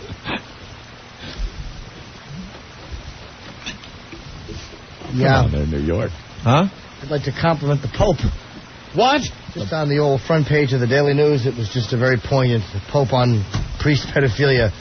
It's a crime, and that's what the Pope said, and I just wanted to say that he doesn't miss anything.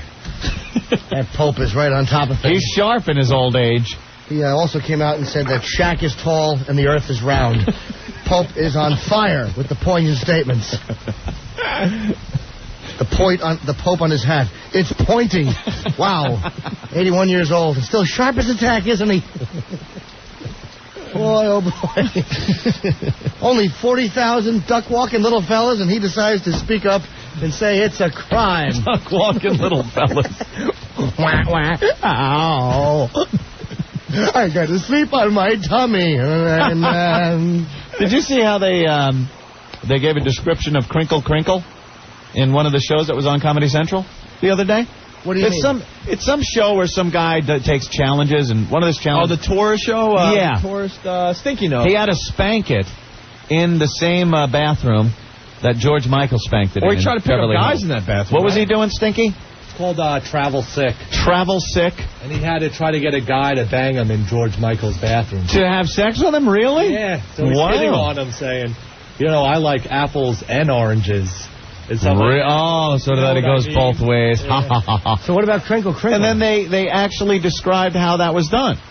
He said he took out a bag, a shopping bag, and he put it on the floor, and he made the guy step into it, and he goes, like he was sitting on the bowl. The guy is standing with his butt facing him.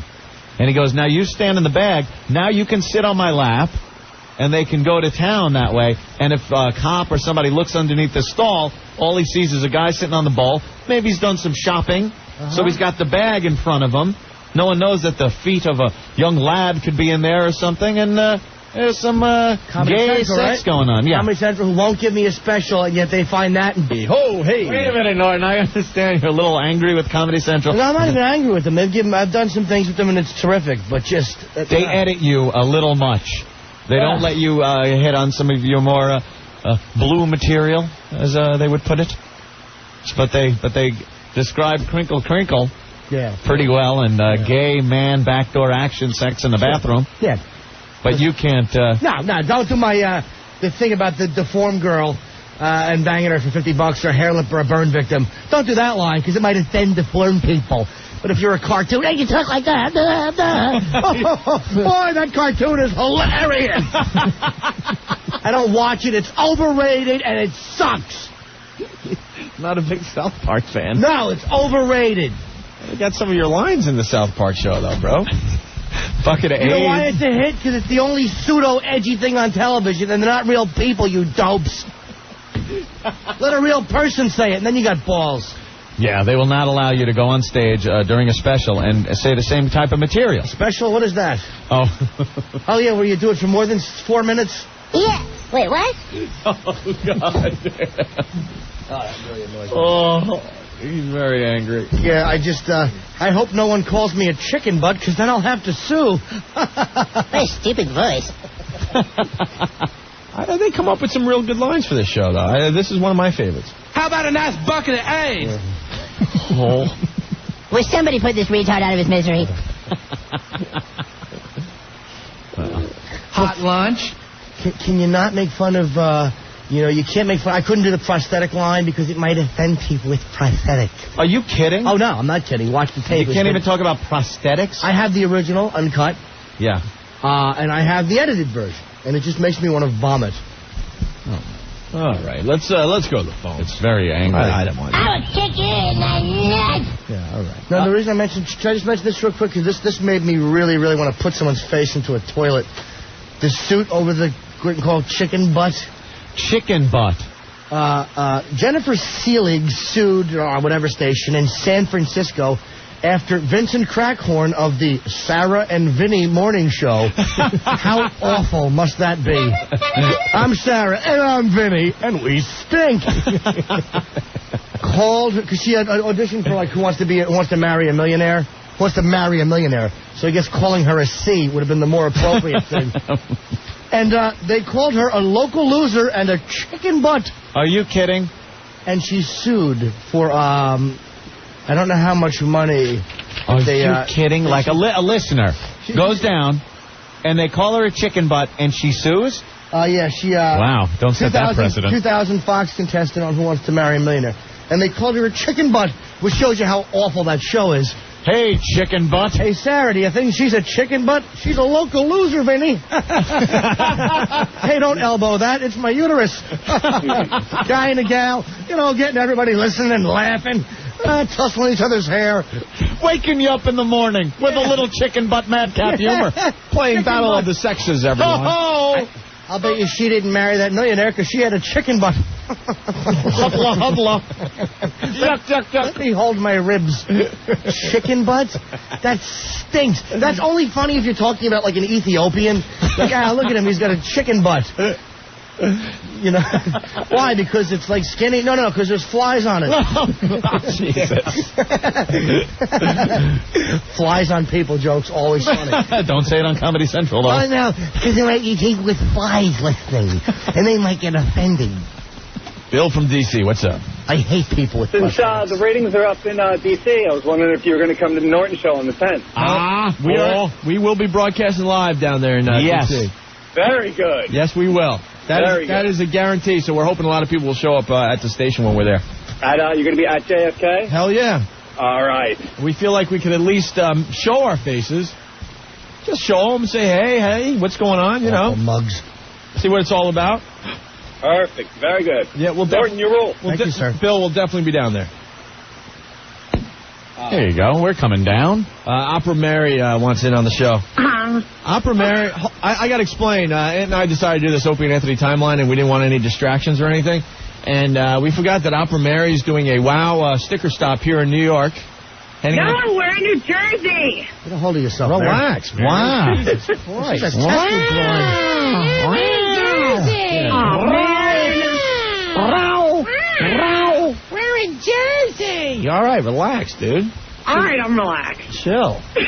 I'm excited. How's that? All right, so she's out. Where are you in Jersey? I don't even know. We're on the northbound side of Route 17, right at the Paramus Auto Mall. We're right in front. You cannot miss us. Hello? Yes, listening. Oh, I thought you hung up on me. No. This is very important. Yes, it is. We are on the northbound side. So make sure that it's Route 17 in New Jersey, the Paramus Auto Mall. It's actually really nice out here. The staff is nice, so come and visit us. We'll be here for another 20, 25 minutes or so. They've been there for 2 hours. No one has shown up because no one knows they're there today because we were supposed to promote it on our show. So, guys, if you're in the area, stop by, say hi to Opera Mary and the gang, and get your WOW stickers, okay? All right.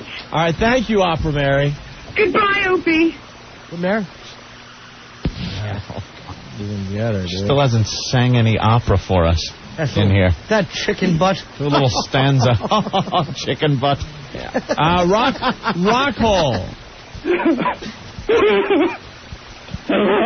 Hey, Rocko, what's up? Yes, Rocko? Cheer up, Rocko. You still got Dave. Yeah, and I'm sure when you get fired, you'll get an opportunity in New York City, just like we did. Yeah. Don't worry about it. Things are looking up for you. We're coming back. Yeah. I got new ideas. Oh, do you? Yeah. What are you going to do? Some good fake radio? Don't call it. All right. You want to know the truth? Yeah. You know the Jamaica thing? It's really just Dave's office, a kiddie pool, and we dump some sand. Is that what your Jamaica trip is? Yeah. That was supposed to bring back the ratings, I think. Yeah, that's like one of those things that is supposed to boost your ratings. Why do you think they're so low? We were found out. That's some smart thinking. Your afternoon drive show stinks so bad, Dickless decides, hey, time for a vacation. Go to Jamaica. We'll send him to Jamaica. You know, I can't even take my shirt off to go in the pool. No, Rocko? Because I got those huge man boobs. Awful. I'm so embarrassed. Yeah? And Maddie's got such a little chicken butt. It's just... Oh, my God. You shouldn't say chicken butt. It's edgy radio. I'm coming back. It's edgy radio.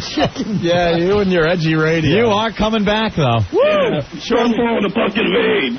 Yeah, sure looks like you're coming back there, Rocko. That's mine, too. All right.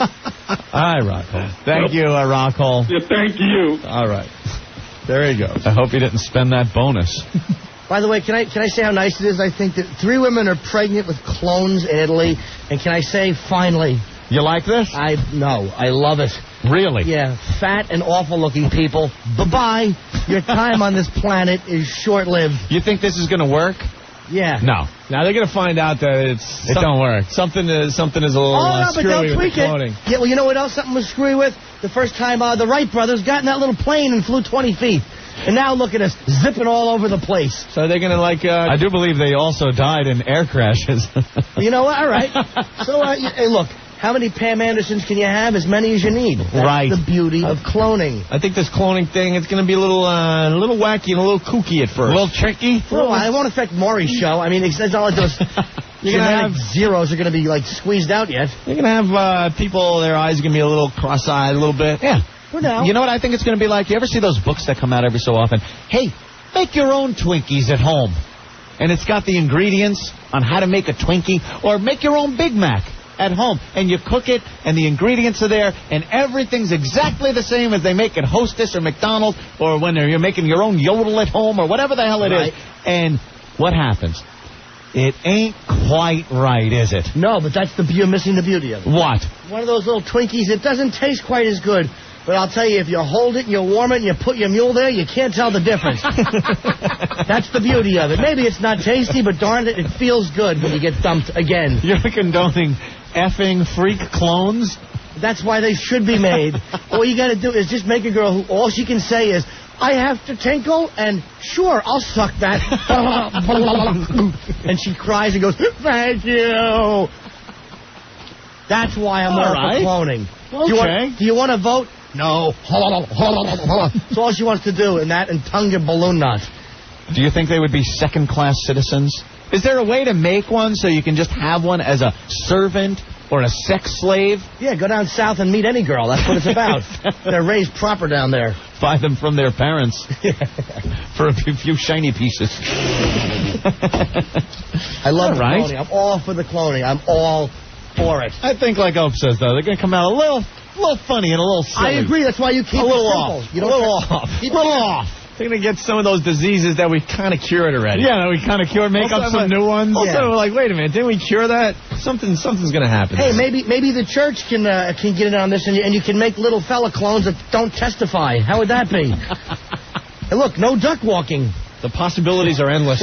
I think it's going to be more like, if you try to clone Patrick Swayze, you get Patrick Swayze's brother. Oh, boy. Just a little, it's like Patrick Swayze. You could tell, they're from the same line, but it's just a little off, Just a little off. Like you want to clone Tom Hanks, you get his brother. You get Tom Hanks' brother. Oh, boy. Well, it almost looks like Tom Hanks if he was retarded. I tuned it out of my peripheral vision.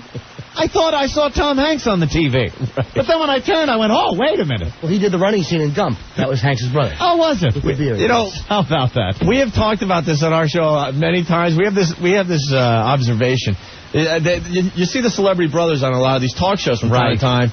And you know what? If you're the brother of someone famous, you can't help but looking like that famous person if they were retarded. Right. A little off. A little silly. It sucks to be the brother or the sister of someone famous. And it wouldn't be murder. Let's just say you have a little clone and he's acting up. You kill him. Is that all? Yeah, you take a little DNA, you start over. Well, a lot of people saying maybe you could clone yourself, and then you freeze them. You need one of these organs or something. Exactly. There you go. You got one. Logan's Run had a point. Eventually we will be euthanizing people at a certain age because disease will be eradicated. But how great would that be? Cry. Shake. Whoops, he quit breathing. Marge, get another one out of there. Get another one out of the closet. Yeah, or out of your box. Wherever you keep the little fellas. But if you need a heart or a liver transplant or something. Yeah, exactly. What would stop you? Let's say right when you're born, they clone you.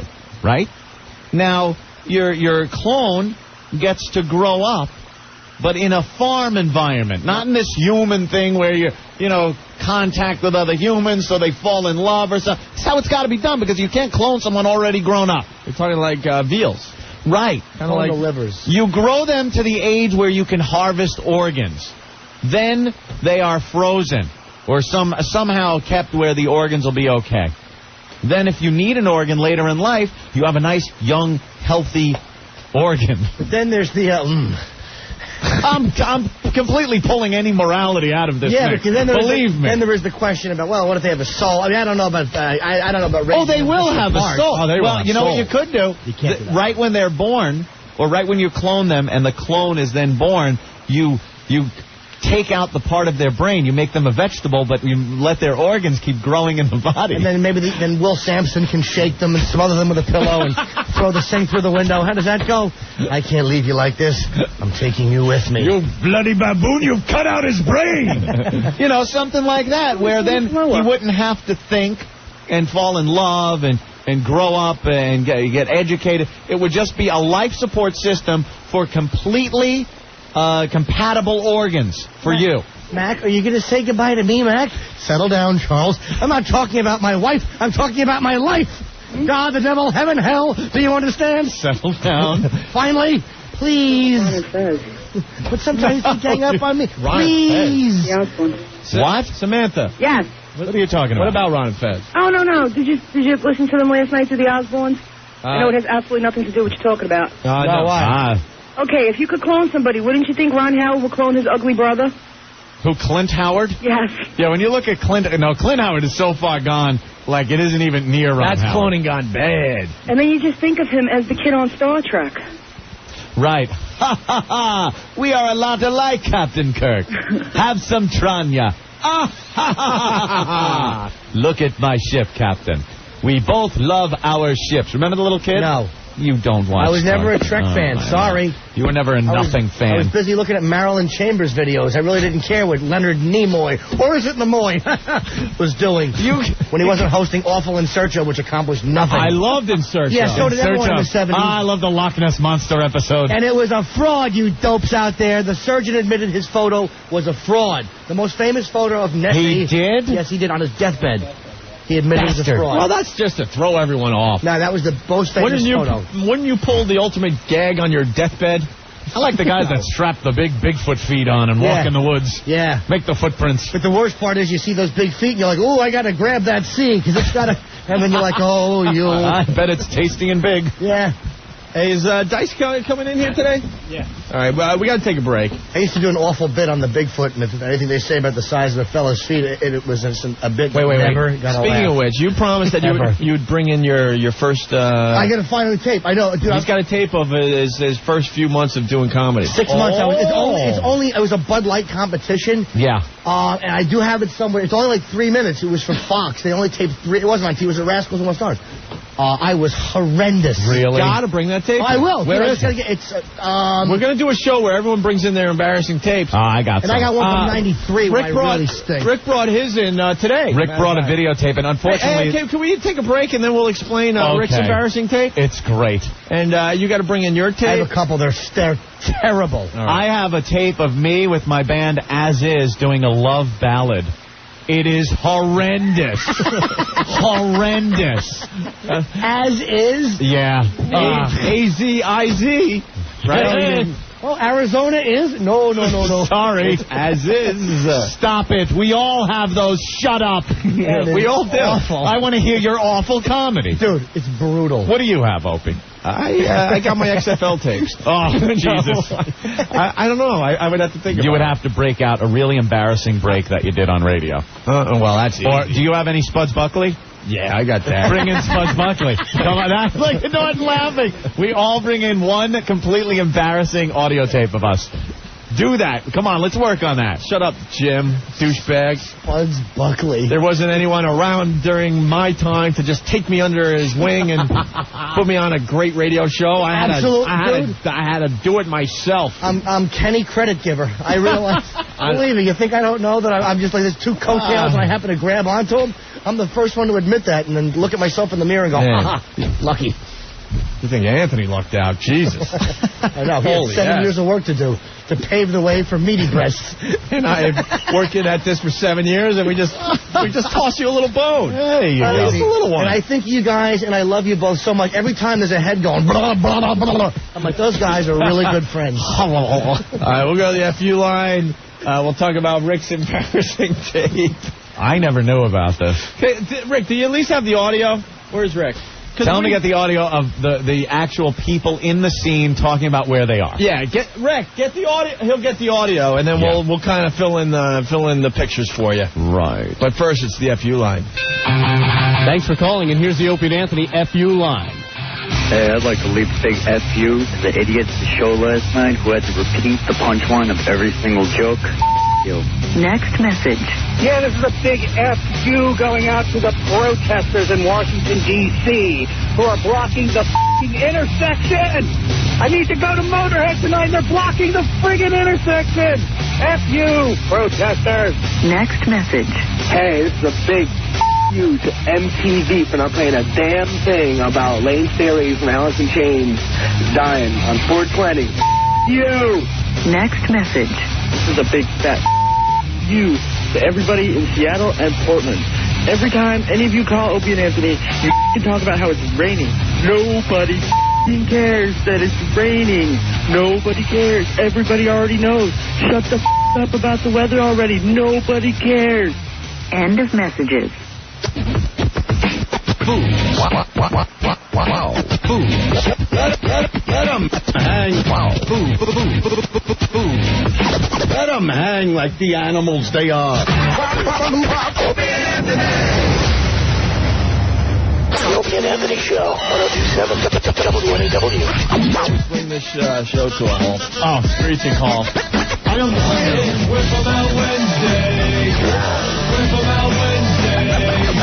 Whip 'em out Wednesday. Whip 'em 'em Out Wednesday. Oh, this is fantastic. That's beautiful. Whip 'em Out Wednesday. Whip 'em Out Wednesday.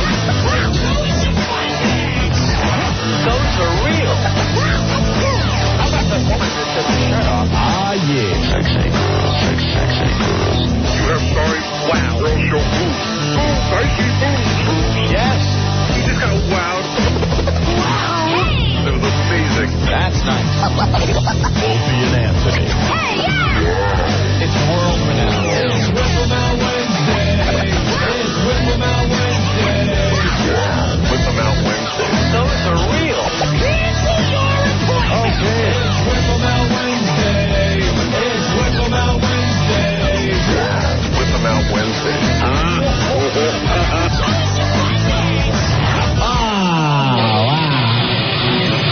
And we're back with the Opie and Anthony show. Yes, it's Whip 'em Out Wednesday. All right. Why don't we have a girl here wowing for us today? It doesn't make sense. Oh, we had Gloria Ann the other day. Yeah, that was a treat. I was checking out the video and the pictures up on SoundYourMusic.com. Very good. Stunning. Smoke on. Yeah, WOW is definitely taking off here in New York.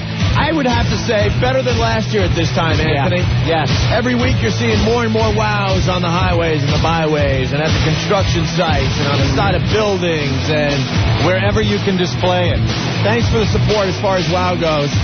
Supports the show, and it also gives you a chance to see a girl topless. Yes. Girls do this every single day for the Opie and Anthony show. It's basically whip them out whenever at this point, right, Ann? They search for guys with WOW on their vehicle. They're looking. We've gotten calls from girls that say, look, I'm willing to WOW, but I know you guys don't want me showing my cans to anybody unless they got a WOW on their vehicle.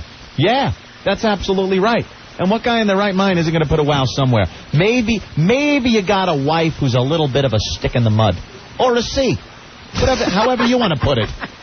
You know what? You don't have to put a... Hey, there's a lot of mileage between a stick in the mud and a C. There's a lot to cover there, but we all know what I mean. There's got to be a few adjectives in between stick in the mud and C. Not really, no. No, that's it. Stick in your C. I like that. All right, don't be a stick in the C. There's no gray area. It's either black or white, yes, huh? The None. gray area is taint. And it better not be gray. Pew. It was beautifully marbled meat, man. It was turning gray. They threw all that taint. I'm saucier. So what about this wife that might be a stick in the mud? Maybe, because we've heard from guys, poor henpecked guys, they're beaten down and broken by their women. And they say, I can't put a WOW on my vehicle because the old lady's gonna give me crap about it if she sees it. The old whorebag. The old slut rag chicken butt. Oh, maybe. Now I've gone comedy too far. I've gone too far. Well, you know what?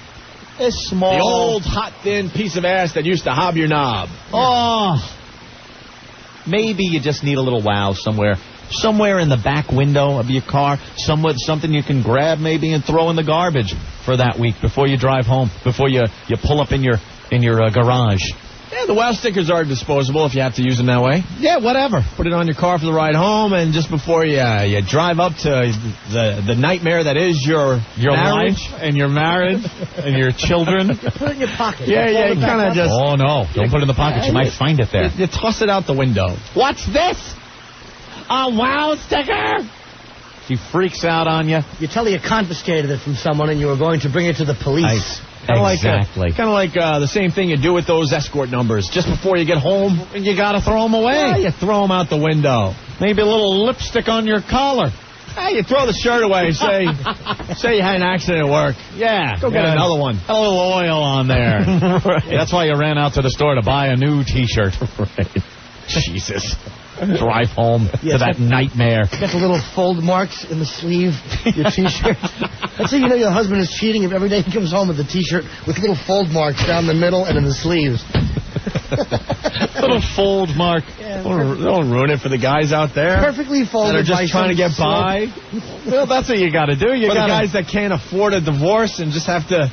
No one can afford a divorce. Put that smile on their face as they pull into the driveway every night. Oh. Good to see you. Oh. Anyway. Disgusting. Where were we? I had to bring up a story though that I gotta tell. Oh, boy. Back in my younger days. Back in my younger days, Opie. Oh, I was seeing a girlfriend, and I was cheating. I was cheating on her. I finally decided you were cheating. Make the jump and cheat. You, Anthony, yes, were cheating. Yes, I was. I finally decided to plunge right in and cheat on this girl. Couldn't get them all in one room, huh? Shut up! There's no photographic evidence. No, this was, I was single. I wasn't married. This was well before my marriage. Yeah. It was just, seeing a girl. Yeah. And I decided to cheat. But then I had to go see the girl, Oh, boy. Yeah. So, what to do? I had certain fragrances and aromas on my hands and whatnot. Oh, boy. Now I'm like, all right, what do you do? What do you do? Yeah. You make sure when this happens you're driving a car that is not dependable.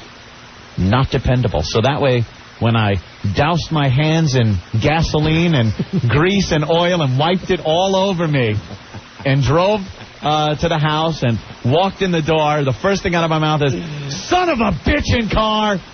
And as she came over to me, I went, I'm full of gasoline. I gotta take a shower. And I was able to bypass that situation with petroleum. So how did she eventually catch you, Anthony? No, you know something? I don't cheat for long. That's what happens. I leave the situation. Believe me. I don't cheat for long. Right. I never cheated for very long. It's not something I leave go for a long time. The guilt gets to you. No, it's not the guilt. I would rather move on to if I'm brand new poof. If I'm cheating, it means I'm not happy with my situation. Right. So then I would move on. So, you have to cover yourself with gasoline and oil. No, you don't. You got to think quicker on your feet. What, Norton? What? You just go.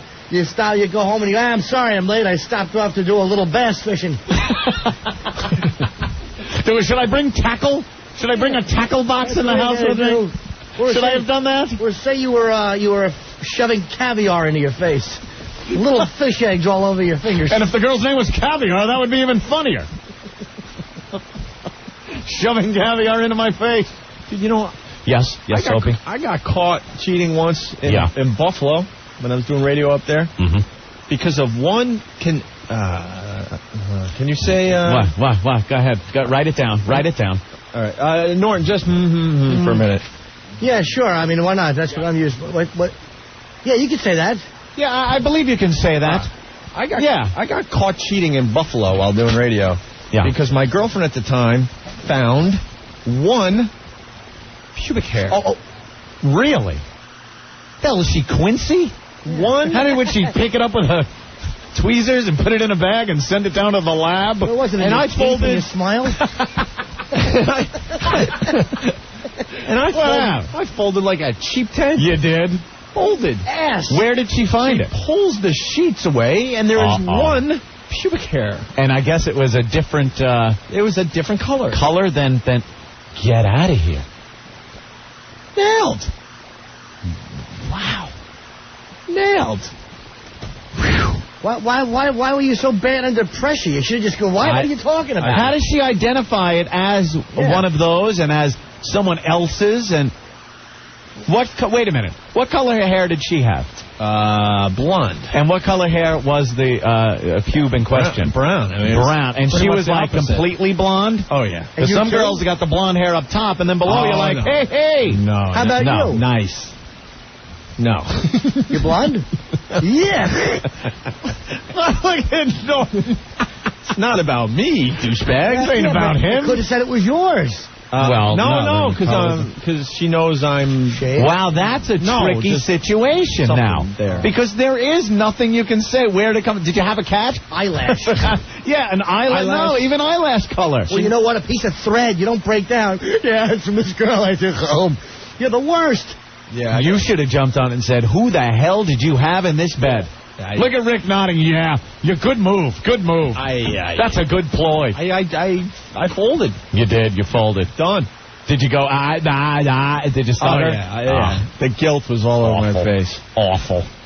So then I proceeded to do my own threesome, Anthony. Oh, Jesus Christ. Yeah, but it didn't get quite the publicity-minded. No. 2 big metropolitan papers. Well, maybe old Jimmy Norton could have one and then participate in this discussion. Pony up, whores. All right. Opie, you sure it was pubic hair and not back hair? Very funny. Rich with a big callback. Very nice. To one of Opie's previous relationships. No, that was a one-timer. Right. That was done to get rid of the old virginity. The Wookiee. The Wookiee. And Opie had sex with a Wookiee. Bonnie, the hairy back. Opie. She didn't have a hairy back. She had a mane. She was beautiful. But she had this weird birth defect, which gave her hair from her neck all the way down to her tailbone in one thin line. It is a weird birth defect. It's called being a silverback. That's awful. Her name? Davita. No? No. Okay, no. I thought maybe. But it was quite unusual. Yes. And damn. I was not able to go out with her because of that. Yeah? Oh, yeah. It turned you off? Oh, yeah. Was she hairy anywhere else? Like, was no, she was gorgeous. A lot of this hair? Girl, I'm not lying. Really? Gorgeous. Did you mention it, or did she tell you that I have this? No, I had to make believe. I was cool with it. How do you take her to the beach with her chaka stripe? Wow. I can't. We have her running down the street after Opie broke up with her. There she goes. All right, listen, we got to take a break because the legend is here, Anthony.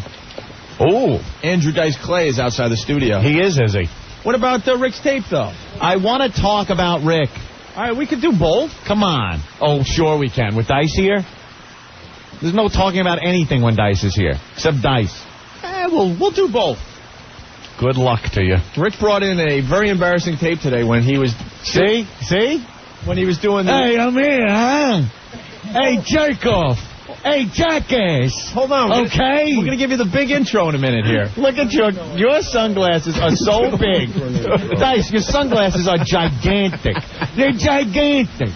That's so I can put a big fat chick's ass on them.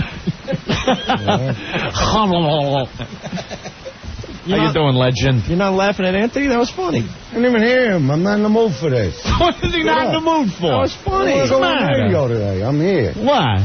I'm not comfortable in the studio. Where'd you get those sunglasses? Your sunglasses are like the windshield of a 747. Look at those things. Where'd you get those? Let me set myself. Oh, you ready? Yeah, they're big. I'm all set. They're big glasses.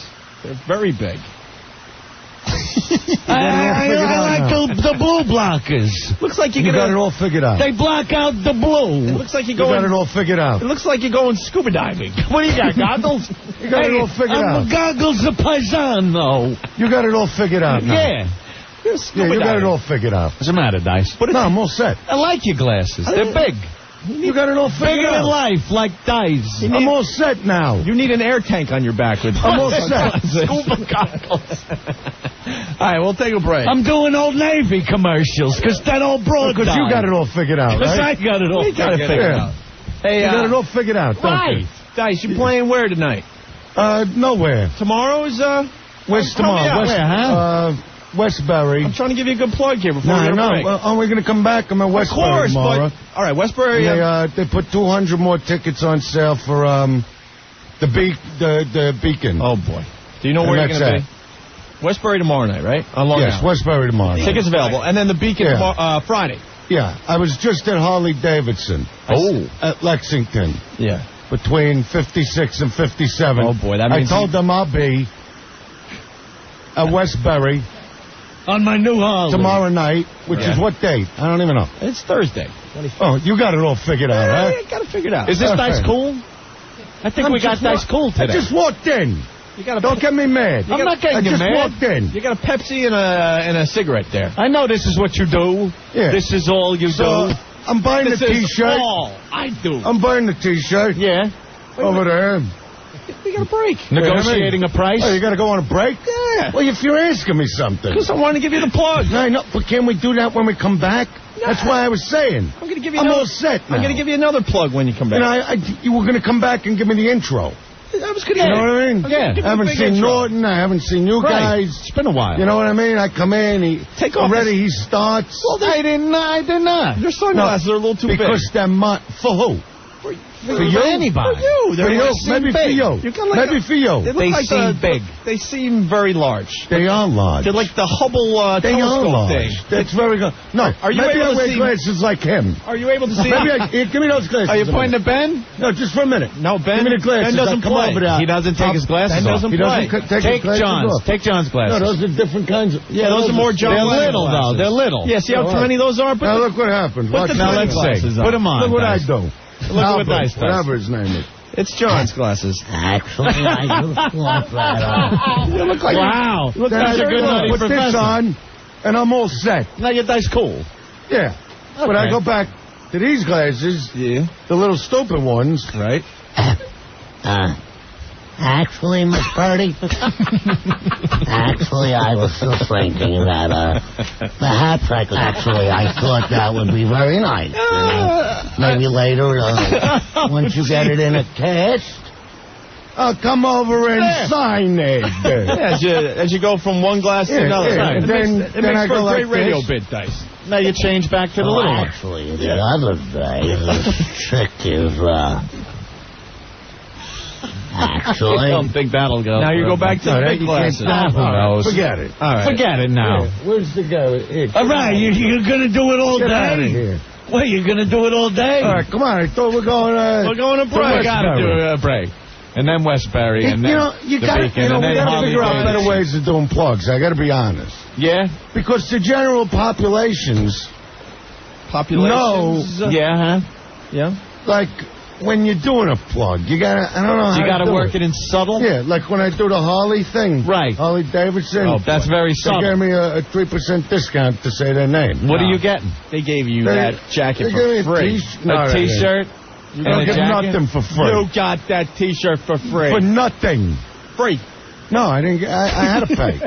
They didn't see the couple shirts I stuffed in the bag. The bag. You know what I mean? We're gonna break. We're gonna talk. Why you going to break? I'm talk now. We gotta go. Now I'm in the mood for radio. We're gonna talk. When I came in, I wasn't in the mood. I had to get set. Just will be back and you can talk. All right. You know what? We're gonna talk It's to your show. You're gonna do what you're gonna do anyway. That's right. You know what I mean? This young lady's flashing her privates.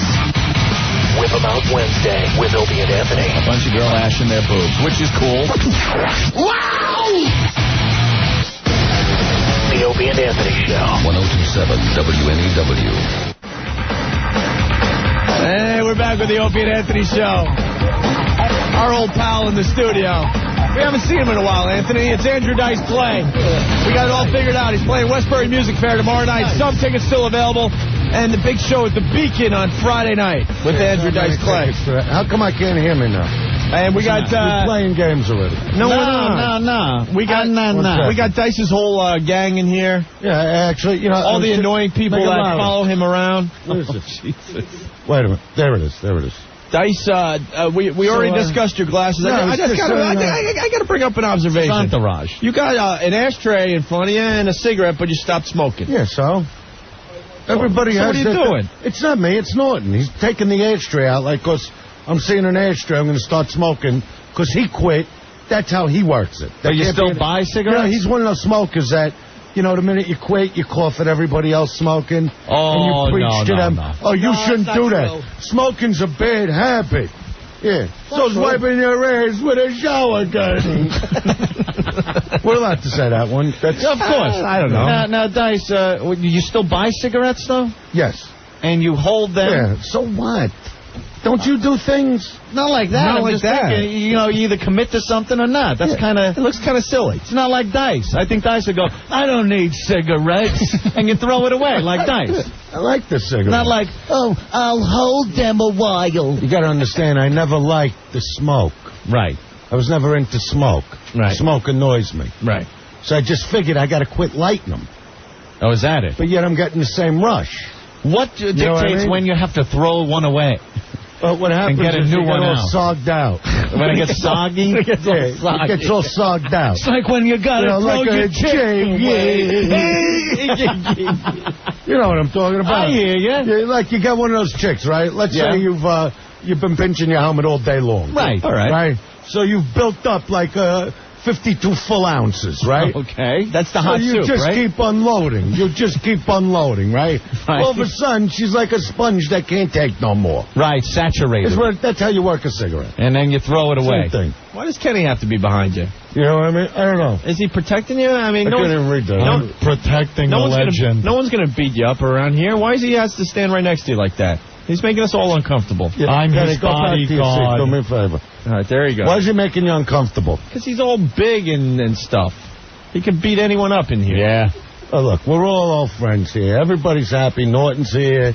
Yeah. Just did town hall this week. Did a great job. Wasn't it this week? Yeah, it was April last Yeah, week. when was it? Gee, we all forgot the date. You didn't say it enough times.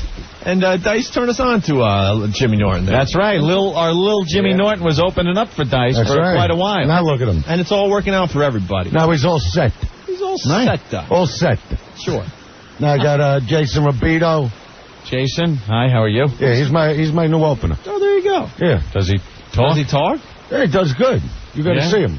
Well, nodding really works on the radio. You know what? He doesn't care talk? what he does. Well, you got embarrassed. Let's see what he sounds like. Why can't you? What do you mean? What's he supposed to do? Is that? Say hi. I told him before we came up here. You guys don't like when like performers do bits. Like this is like just what happens. No, this is no bit, but You I know want what the I guy mean? to say hi. We got a lot of people. Hear what his voice sounds like, maybe. The people want to hear what the guy that's opening up for Dice sounds like. That's He's got a all. lot of personality. Oh, he's got a lot of personality.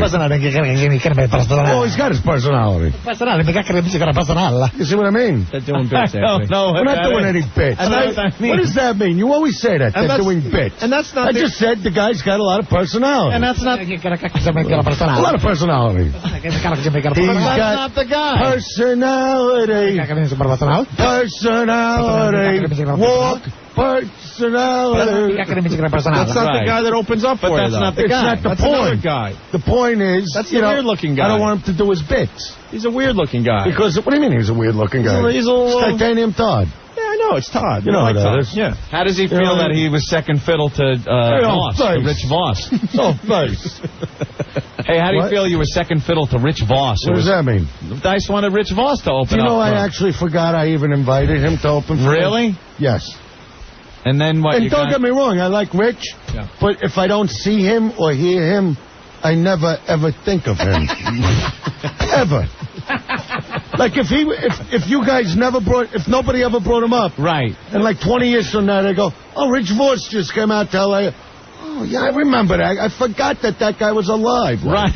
That's how his audience feels, sure. That's right, Right Rich after Voss. he leaves the stage, they forget he about couldn't him. do it or something because of He shot a pilot. he shot a movie for VH1 about something went on with Bob Hope and Bing Crosby. They had No, to it's a you know, some pilot he's got they for did a show. things the way men did comedy back then when comedy was done the way men did it. Like dinosaurs. I hear me. We all hear you. You know what I mean? Right. Like yesterday I was having breakfast over there, and today I'm having the same kind of breakfast, almost like that breakfast happened at that moment. The way you would have things done back then. Right. Like men did it. Right. All right. Why hasn't Happy Face said anything yet? He's listening the way remember the way he used to come up here back then? Yeah. Like years ago. He was very The scary. way men respected other men to say what they had to say, like their piece. Right. That's that then. Yeah, exactly. Happy Face, you want to say anything? When the legend speaks, people listen. Oh, is that it? I can't believe No, it. I was just making a statement. All right. Yeah, I understand. And could we have Club Soda Kenny say something? We haven't Sure, heard him in a Kenny. while because Sure. I think you kicked him out of your entourage. Yeah, for a what while. happened? Was there a falling out, Kenny? There was no falling out. It was the same thing like Rich I was Voss. very sick. You were sick. Yeah. What'd you have? Don't talk about me. Let's talk about Andrew. You know what? Number one, we were talking about Rich. Did I Did you compliment? see him? I'm not done talking about His Rich. smile as beautiful You know as what the I mean? sunrise. You can't say as beautiful as the sunrise? His smile is as beautiful as the sunrise. Look at it, and Dice is showing And then he smile. smiles. Do you want to? Right. His arches are as strong as the Verrazano Bridge. On his feet, his arches? Yeah. How have you known about Dice's arches?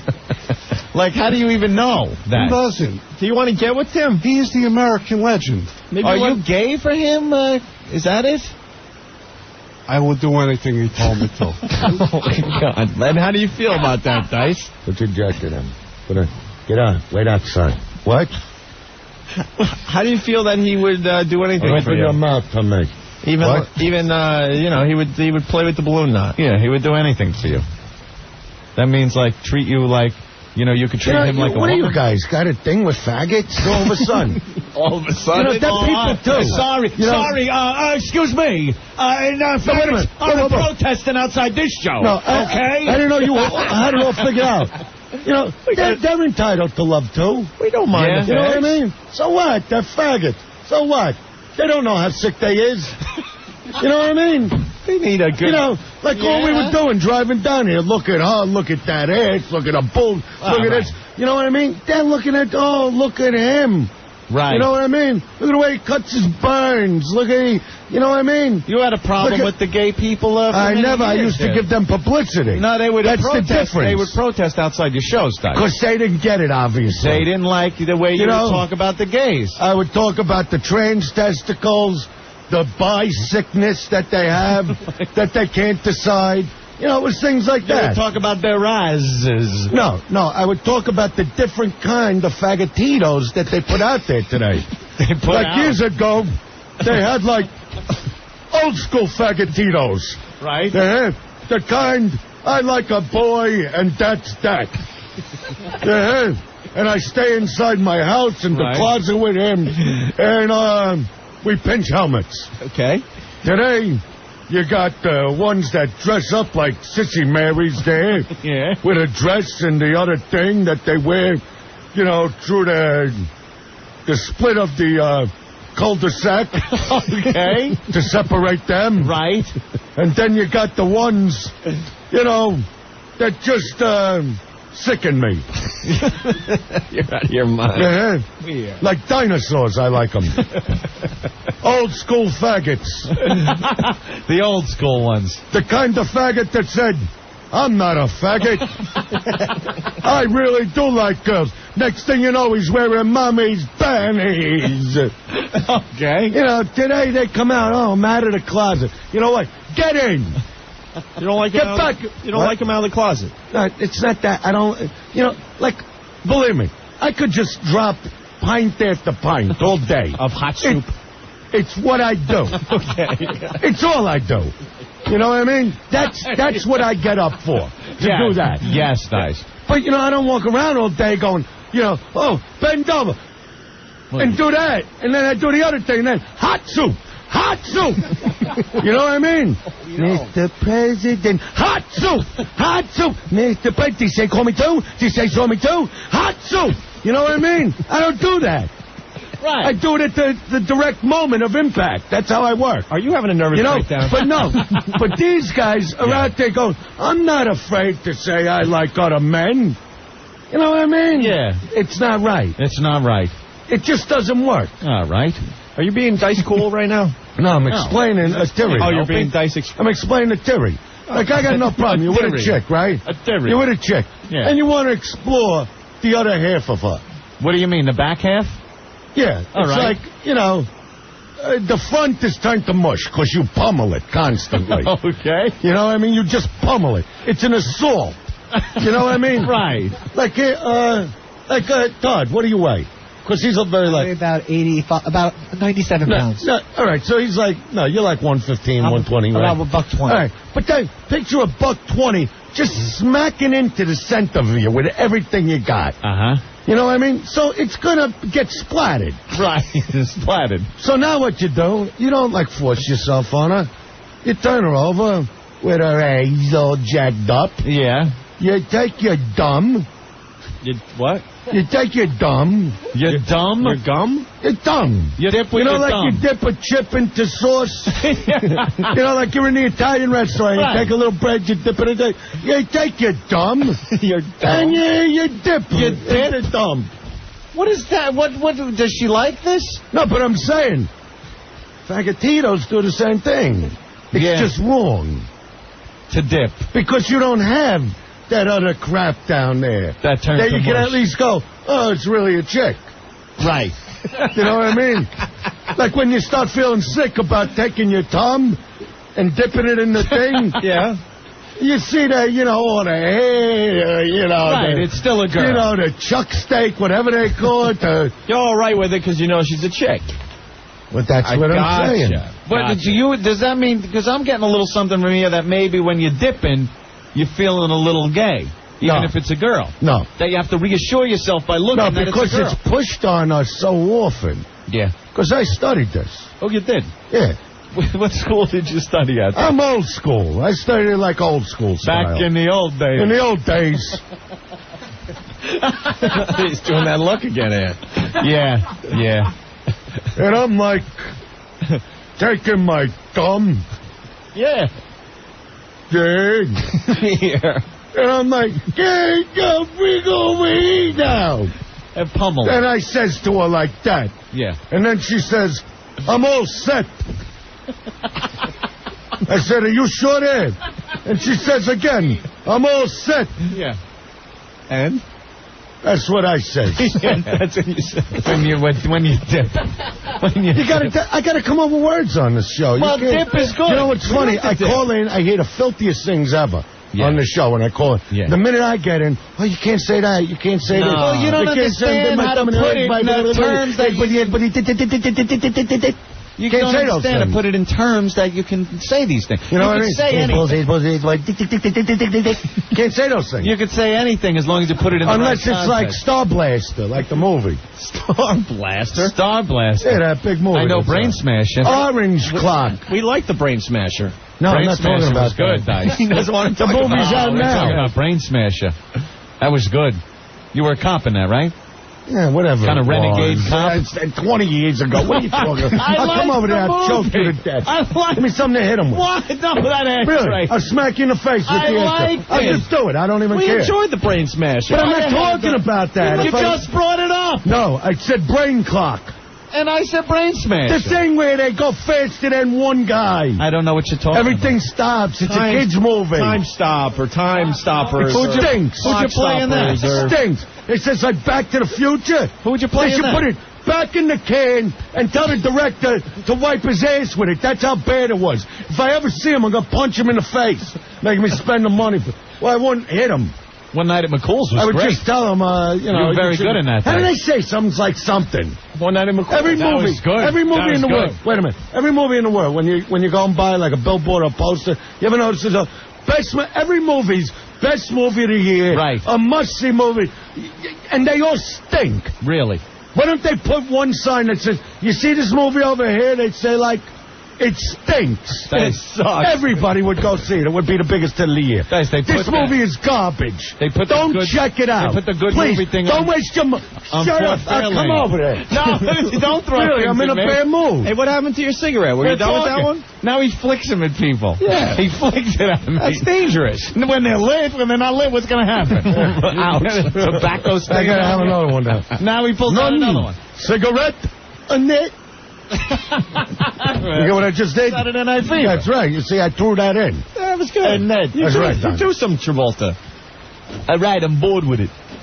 I did it already. How long are you going to do it? 20 minutes? I did a perfect impression, not even thinking about it. I did one Came line. out with it.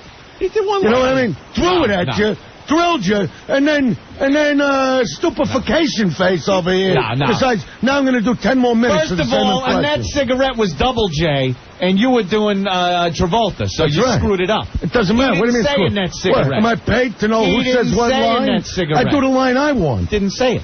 No, but I take screwed the it up. character. Oh, so then do the you- perfect impression. Of another guy that was doing it in the So movie. say Cigarette Annette is Double J. No, I don't do that impression. Well, what do you do? You do that impression. That's right. I just do Travolta going, come on, I'm bored So with I it. didn't say I'm doing Travolta. That was Double J. No, it was. It was not. It just sounded a lot like Travolta. Don't you guys get it? Not at all. What other impressions, Dice? What else? Now I'll do Travolta, doing the same line. Do it. Oh, cigarette and that. You're going to do it all day? No, what I'm saying is, first I did Double J doing a line, and I do Travolta doing a line. But Travolta never did the line. That's what I'm saying. But he did it here. Right now. You're rewriting the script. Well, what do I got to know it exact? You know when people... He's got 1,000 lines that you could have done in the movie. Donnie. Don't talk, Donnie. You look like me. You dress like me, Donnie. It's what I do, Gail. That's very good. It's all I do, Gail. You see what I did? But I did me. Like Pacino doing me just now, I did. Really? Right, Happy? What'd you think of that? It was wonderful. I love everything you do. Right. Jason Rubito. There's adoration there. My new opening act. I know, but he doesn't talk. Because he's a little afraid. Does he do impressions? Does he do any impressions? You do any impressions? You do an impression? What do you do? What? You got to hear it when he really does it. What the hell is that? Wow. Did you hear that? Was that Scarface? Perfect. Yeah? Do it again. Let's hear a little. Brienta fuego ramo. Yeah, that's not bad. They're going to love him at Westbury. Huh? Yeah. All right, we got to take a break. Why do you think he's not talking? Well, he's saving it up. He's getting ready for the show tomorrow night at Westbury. That's the goof. When the King of the View didn't show up, Voss. Yeah, the King of the View. Do you remember that? Yes. Remember how awful that was? Opie. You're the one that called me and said, did you see Voss? I didn't see Voss on Oh, it was terrible. It was awful. Well, you watched the You know what? He should have actually been fined from the Comics of America for going on a show and doing that kind of thing. I didn't understand Comics of America that could fine. Unless he just wanted to get that close to Joy's big boobs. You know what I mean? You watched The View? I give it that little douche right on the... You watched that? You like The View? Show? Yeah, what's wrong with The View? It's for fags. He was on The View. What do you mean it's for fags? It's what for do you a house to watch. They're going to get I married. can even understand being on it more than watching it. I watch it every day. Are you a house That ain't right. It gets me angry. You're ruining your image. No. Telling people you watch You don't The View. understand. How does it gets get you me angry? What angers you? Because you watch shows today. Let's say fat one? No, listen. Forget about the fat.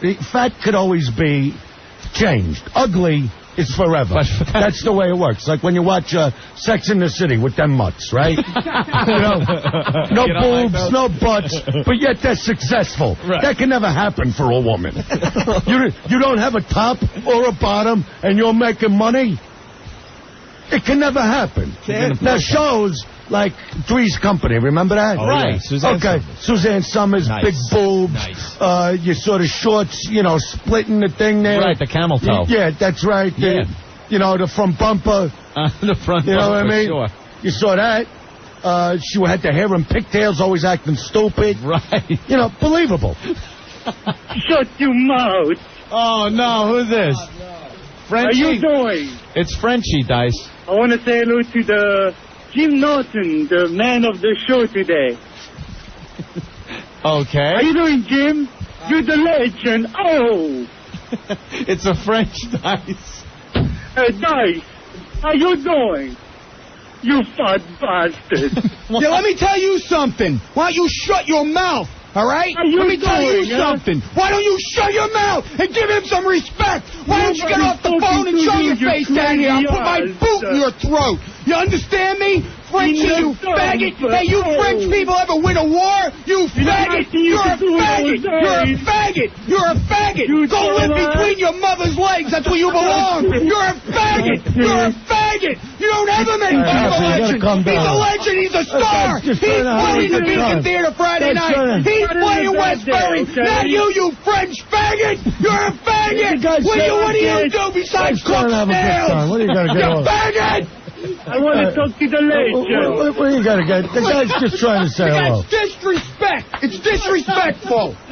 What do you got? I don't like them either, Andrew. Well, that's what they do. That's their I little... saw him at Norton's show. That's their fun. Oh, you met Frenchie? Yeah. At Norton's show? Yeah, he wet his pants when he seen me. Hey, Frenchie. That's why he's a big shot on the phone. What happened when you met Kenny? Hey, Frenchie, what happened when you met Club Soda Kenny? I actually like Frenchie. I don't know. He was a very nice guy, actually. Yeah, you better say that. Yeah, kick your ass. You better say.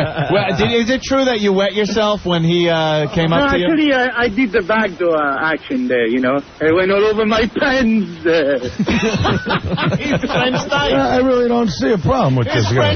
It's French dice. Give us some more dice, So we Frenchie. Wait, I want to hear it. French dice. I'm going to do it all day. How long is he going to do it for now? You got mad at me for doing cigarette? I remember dice. But he could do this for, I didn't get mad how long for 2 you were doing hours? it. I got mad because you didn't do the right character. But what line do you need? I don't know. You know, You gotta I gotta do sit this. here It's and all listen. the- Hey, I'm bored with it, all right?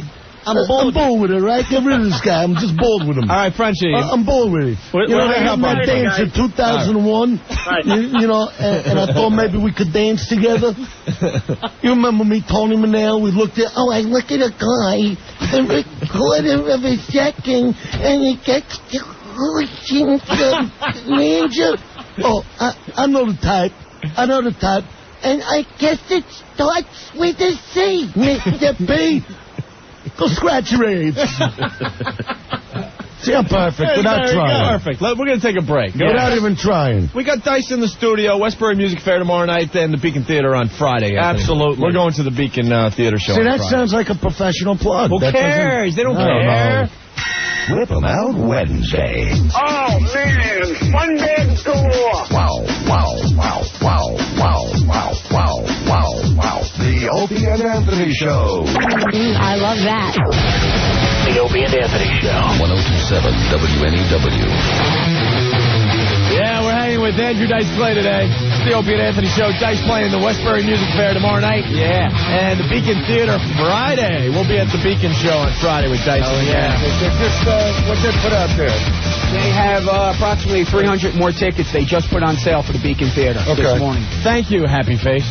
Quite welcome, sir. I said to Dice, it looks like he lost some weight, and he looks like he's in shape. And then he gets insulted. And then next thing I Because know, I'm an Adonis, I'm gorgeous. How do you even say any of that? he's ready to show me his I don't know, what were you going to show us? A little thing.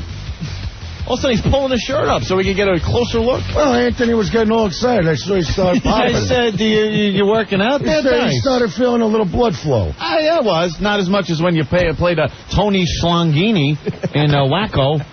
But, you know, because you looked Where good are you then. pulling this stuff out? Tony Schlangini. I think I was 14 when I did Tony Schlangini. Tell me he's lying. No, that's the All first right. movie ever. Yeah, Dice's first movie. Oh, come on, I'm a Tony fan. I know your Schlangini. career. Give us a line as Tony Schlangini. No, all right. You want to line as Tony Yeah, sure. Schlangini? Yeah. You really want it? Yeah. Line as Let's see one. Wait, I got to think of Tony Schlangini. It's not a net cigarette. Hey, Rosie. Remember that part? No. When I did that? Not at all. That was the beginning. I come down the stairs. Yeah. And they say, everyone's talking about him. Yeah. You guys sing the song. I don't know the song offhand. Tony Schlangini. I haven't seen the movie in quite some time there, Dyson. It wasn't So one why that you bringing it up? stuck in my head. Why not? Why are you bringing it up? Because I'm a fan of your career. I kind of know one of the movies. You know, there's a lot of people that love Tony Schlangini. Yeah? Yeah. What's the line, then? Give us a line. When I say to the guy, I'm going to punch you in the head or something like that. And it sounded like Travolta? Yes, because he was Tony Schlangini. Okay, right. Which was a takeoff of Travolta. Right. He doesn't remember Tony Schlangini. Like the takeoff of Tony Monero, kind of. Yeah. Where he goes, and what do? You got a 2001 on your Friday night, and you blow all your money, right? Yeah, that's right. Very good. Well, you got some Stairway to the Stars? That's Tony Schlangini. Oh, no, it's Tony Monero. Only it was written better. Yeah? No, it's Tony Schlangini. There's a lot of lines. So you didn't change any of the lines then? No, there were a lot of lines. Tony Schlangini and Tony Monero. No, same script. It was just very similar. But that's the same line. No. Dance at 2001? No, it just happened. You have a doofy friend with big shoes that jumps off the Verrazano? No. That didn't happen in that movie? No. Yeah? But what happened, he goes, you see, now you're pig. Oh, well, he didn't say pig in the Saturday Night In Fever. the PG version, my friend. It's pig? And also in the Tony Schlangini version. Because it was a PG movie. Oh, yeah? So they had to say pig. Yeah. All right. When she goes with Double J. Only it was Triple J. With all of them, yeah. In the Tony Schlangini movie. Oh, was it? They go, you see that? Now you're pig. Did you have a priest brother that left the priesthood? No, he was a father, like. He'll go back. Yeah. No, he won't. No, he won't. Yes, he won't. No, he won't. Yes, he will. No, he won't. You see that? Now you got two garbage kids. Garbage, but he said piece of S. No, that was in the R-rated. Oh, the PG and Tony Schlangini? That's right. And Tony Schlangini said the same thing. Don't touch the hair. He always hits my hair, and it hurts. I noticed Club Soda Kenny's not laughing. Yeah, what's the matter, Kenny? What's wrong, Kenny? You heard this before, you look bored. Any comments you enjoying this? about how terrific he was, like in Night Patrol or Casual Sex? Believe me, Wow, Casual he'll Sex, get of to course. that. He'll get to that. I'll get to it, maybe. Or maybe Anthony wants to do his terrific impression of Julia Child. Hey, what's wrong with Julia Child? No, I love it. I've been waiting to hear it. We kind of enjoy the Julia Child. Yeah. But you're not smiling when Dice is performing. I'm in awe. What's wrong? He's in awe. Again. Again. Yeah, but Balloon Not Joe wants to say hi. Hold on. What about Anthony with the Tom Broken Jaw? That's a lot of fun, isn't it? Mike. It's not about us today. It's about It's about the But legend. they can, like, do dueling impressions. That's not about us now today. It's about Andrew. They're doing I'm glad very you good. realize that. It's about Dice. Joe, what's up? It's not about you, Kenny. Hey, Dice. Dice? Balloon Not Joe. Dice? Dice, baby. Is Dice there? Hey, hold on. All right, I'm all set. Hey, Dice, are you feeling all right? Because your voice sounds different. Yeah, I'm all set. Oh, boy. It's a little screwy. I gotta take some. You're going to be all right for the shows? No, I should be all right. Wait a minute. Need some tea with honey? Yeah, a little tea. Little tea. Donnie. Let me test it. Donnie. It'll work. Yeah, it'll work, right? I want to hear more Scarface from your guy over there. Oh, the opener? Yeah. Jason Rabito. He seems more relaxed now. Hey, I'm all right now. He might be ready to talk. Yeah. What do you want to hear? No, you don't say that. That's not how you do radio. Because What do there'll you be a wanna million emails in 1 second go, that's the new opener. What do you want to hear? You don't work like that. Let's do it. Yeah, that's it. What you want? Variante fuego, variante mañana, variante fuego, variante mañana, variante pandero, variante fuego. So it works. That's good, right? Yeah, guy Remember when it Sounded like started? Spanish. It is Spanish. Nah, that can't be. Have any Puerto Rican call here. They'll say exactly what he just That's said. not real Spanish. Use their phone card for that. Hey, do your other one. You want to hear? La fucking, I'm not anything. See that? At least you got somebody that is a lot like Voss to open for you. They'll loosen up. Look at they just found a new target in you. That's all right. You're fine. Don't ever let them hurt you. And what's He's wrong? no Dice as Kurt in Private Resort. You know, that got me How going. do you know that? What? You want to know? I don't get it. You know, Private. You know the character. I didn't even remember. Kurt. That's a great character. I don't Got a lot of personality in that. Personal. I mean, you got to get the personal. You don't remember being Kurt? Why would I remember him? Give me a line from Kurt. All right, let me do Kurt for you. All right, this is Kurt. Here's Kurt. All right, because I was with Johnny Depp, if you remember. Oh, big star. And, Sure. okay. So I come over to him, and I say like this. You know how all those girls are down 2001? I'm with my girl. Maybe you let me use your room, right? No, wait, that's Kurt. It sounds like Tony Schlangini. No, but it was a takeoff. Doing Tony. So I got hired. Yeah. No, I got hired. Yeah. Because they saw what I did at Schlangini. Your work is Schlangini. So they expected Right. like the same persona. Yeah, like that's when why they hired Travolta went from Fever to Grease. It's pretty much the same Same character. guy. They just put him So back in now time. I'm stuck in this persona. Yeah. You broke out of that, though, later on. And then I had a fight with Hector Elizondo. Yeah. And I says like this to him. Donnie. Now, that don't sound like Kurt. No. He says to me. Oh, okay. Oh, no, he called me Kurt. Kurt. Doesn't that sound like him? Yeah, just like it. Kurt. Yeah. Do you know what I did today, Kurt? No, I don't know. You'll have no idea, my friend. Well, you gotta explain it to me, because I'm here with my partner. Yeah. You know, and then Johnny Depp walks in and he goes, Right. Yeah, I can't let you use my room. Is that Sylvester Stallone? No.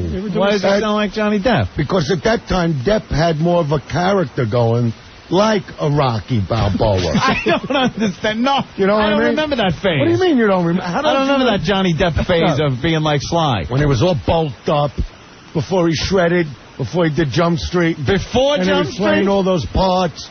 You know, like that Stallone type of thing. I completely don't know. I gotta go with that girl. You shouldn't. This is Johnny Depp. Yeah, it's exactly. Yeah? Perfect. I don't the exact remember that. line. All right. And I go, no, you gotta get out of the room and give me one of them condominiums. Right. So I could go with the girl. But he's not saying right in between. Yeah. And then he jumps off the Verrazano Bridge wearing the big platform shoes. Why didn't you call me, Tony? There was no bridge in the movie. Tony, you didn't call me. All right, Bobby, come off the bridge. You're making me very nervous, Bobby. Look, Tony, I'm dancing. Look, Tony. No, look at me, Tony. no, look Bobby, at me. Bobby, look at me, Tony. Bobby, look at me, come Tony. in the car. Bobby, come in the car. Tony, look at we me. can talk about Bobby. Look at me, Tony. Bobby. You didn't call me.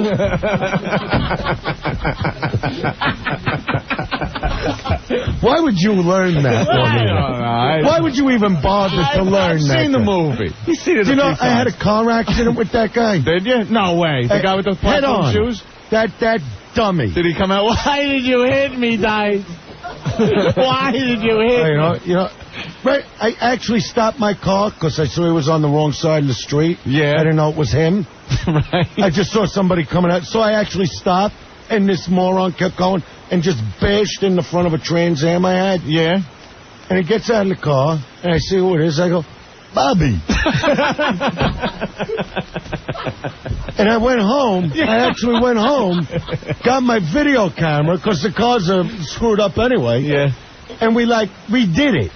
Redid it? And made like a movie out of it. Wait, he came back? No, I didn't let him leave. Oh, wait, you had to leave to get your camera, then you came back. I lived around the corner. I had to go get the video camera. And he waited? Yeah. Well, where's he going? The car's destroyed. Where was this, Brooklyn? No, it was out in L.A. Oh. So then I called this guy up. I go, you got to take care of the damage. And he's telling me, I got no money. I was actually on my way to Palm Springs to pick up the car. I had a car, his real car. That was a rented car. See, that part of the story I don't care now. No, but I'm just saying, I got a whole movie with Bobby. Oh, okay. I want to see that. That's a feature film, basically. Oh, yeah? Yeah, Bobby and Dice. I get Bobby and Dice. Yeah. I go, Bobby, come on. Come out of the car and talk to me, Bobby. But why did you learn that impression? I did just, I've always thought it was funny. Do it again. Was it funny? Let me Oh, you're not getting me like that. I just want to sing. No. I did it already. And that's what it. he does. He does Do a it once. different scene. No. Look at your video you made with him, and that's it. Father, when he says to Tony's father, she loves to taste the communion wafers. But that's not how he says it. I was doing it like Double J. No, do it like... What? Do it like him. I'm not going to do it now. Now I'm not doing it. I don't want to start yelling. I need my throat. Hey, Father. That's not what he says. All right, you want me to dance with you? Would you be happy if I danced? Very good, but you're going to do it all day. We don't have much time. No, I do a perfect impression of that's Kurt. That's Tony Slangini. Tony Slangini. And then I changed it up a little. Right, you changed it up a little. Yeah, I got That's why you're the legend. All right, Dice, we got to take a break. That's why you're the legend. And we got to take a break, and then we're going to wrap up with Dice and get out of here and stuff. Yeah, you mean I got to wait? Yeah, just a short break. We're going to do a very short break. How short? Let's like go 3-4 minutes tops. It won't be long. All right. All right, and have another cigarette. Yeah, sop up another cigarette. Yeah, that one's getting a little too wet. Get a new one. It's juicy. Dice playing Westbury Music Fair tomorrow night and the Beacon Theater on Friday. Right. We're going to the Beacon Theater show. Dice, baby. Dice checking in from over here. Dice, baby. Oh, it's so nice. Dice, baby.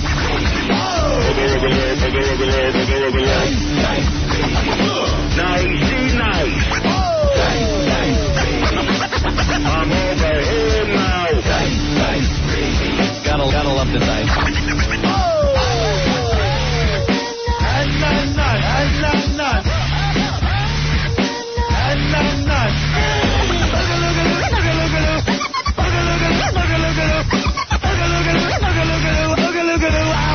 Over here now. I gotta have that. I got your leg. Okay, terrific. Don't Just stare at it, eat it. Just look at me like a chick with balls. He's a jerk. It's plain to see. He's a scumbag. Nice. I'm over here. Nice. I'm good like that, my friend. You're full of crap. Oh! Look what we did to you again. The Opie and Anthony Show. 102.7 WNEW. And we're back to the Opie and Anthony Show. Hey, Andrew Dice Clay in the studio. If you weren't so self-centered, Dice, you would know that Devin played Buzz, the older brother, in a Home Alone movie. I just don't watch those kind of movies. You've never seen Home Alone and Home Alone 2? You have kids. No, that's not what I do.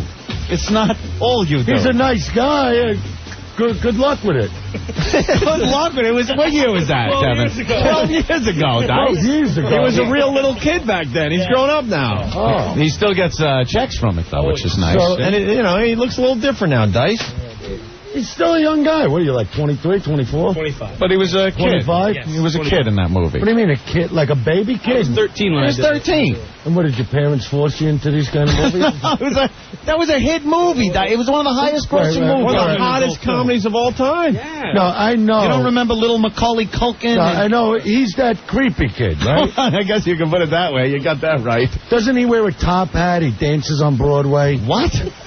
Who the hell are you thinking about? With Tommy Toon, he does that whole thing. That's Jiminy Cricket. You're thinking of the black kid, the tap dance kid. I didn't realize Norton was still here.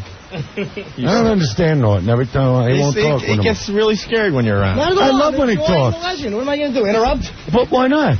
Why would I? Why not? It's rude. Don't you think I'm proud of you? I haven't seen you since you've had all this newfound success. Of course, you're on the responsible show. for most of it. No, stop. I don't want to hear that. Does he have to give you a tribute? No, Dice, does he pay you a tribute? You want to know the truth? I don't even care about that. Yeah? Yeah. No? No, that's Yeah? You know what? No? It's nice that I was part of his career, that's all. Yeah. He's doing great. Hey, nice. Hey, I don't care. Yeah. I'm leaving. Oh, take it easy, man. What do you mean you're Enjoy leaving? the game. Let's talk to this guy. He's The gotta guy go. from All right. No, we'll talk. Macaulay Culkin's friend. You do what you want. I got to go. Ope's got to go. What do you Take mean it you easy, gotta- Op. What are you talking Where are you going? He's going to the Islander game. I got to go to the Islander game. He's got a playoff game. That's pretty important to me that's today. right. The ball game there. It's not a ball game. It's a puck hockey. game. It's very It's a game exciting. with a puck. Yeah, but it's Islanders are in the playoffs for the first time in 8 years. concept. You got to get it in the basket. No, it's a net. It's a net. You are one of the most self-centered people. You know nothing about anything else Well, why in life should I? except you. What do you, Open you up, think those guys open would up, show you- up if they wasn't getting paid?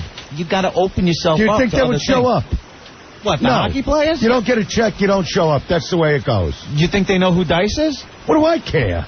They probably do, though. See, you know got to what? open up and get to know about I'm not saying things I like- don't like hockey. I like all them guys. I'm going.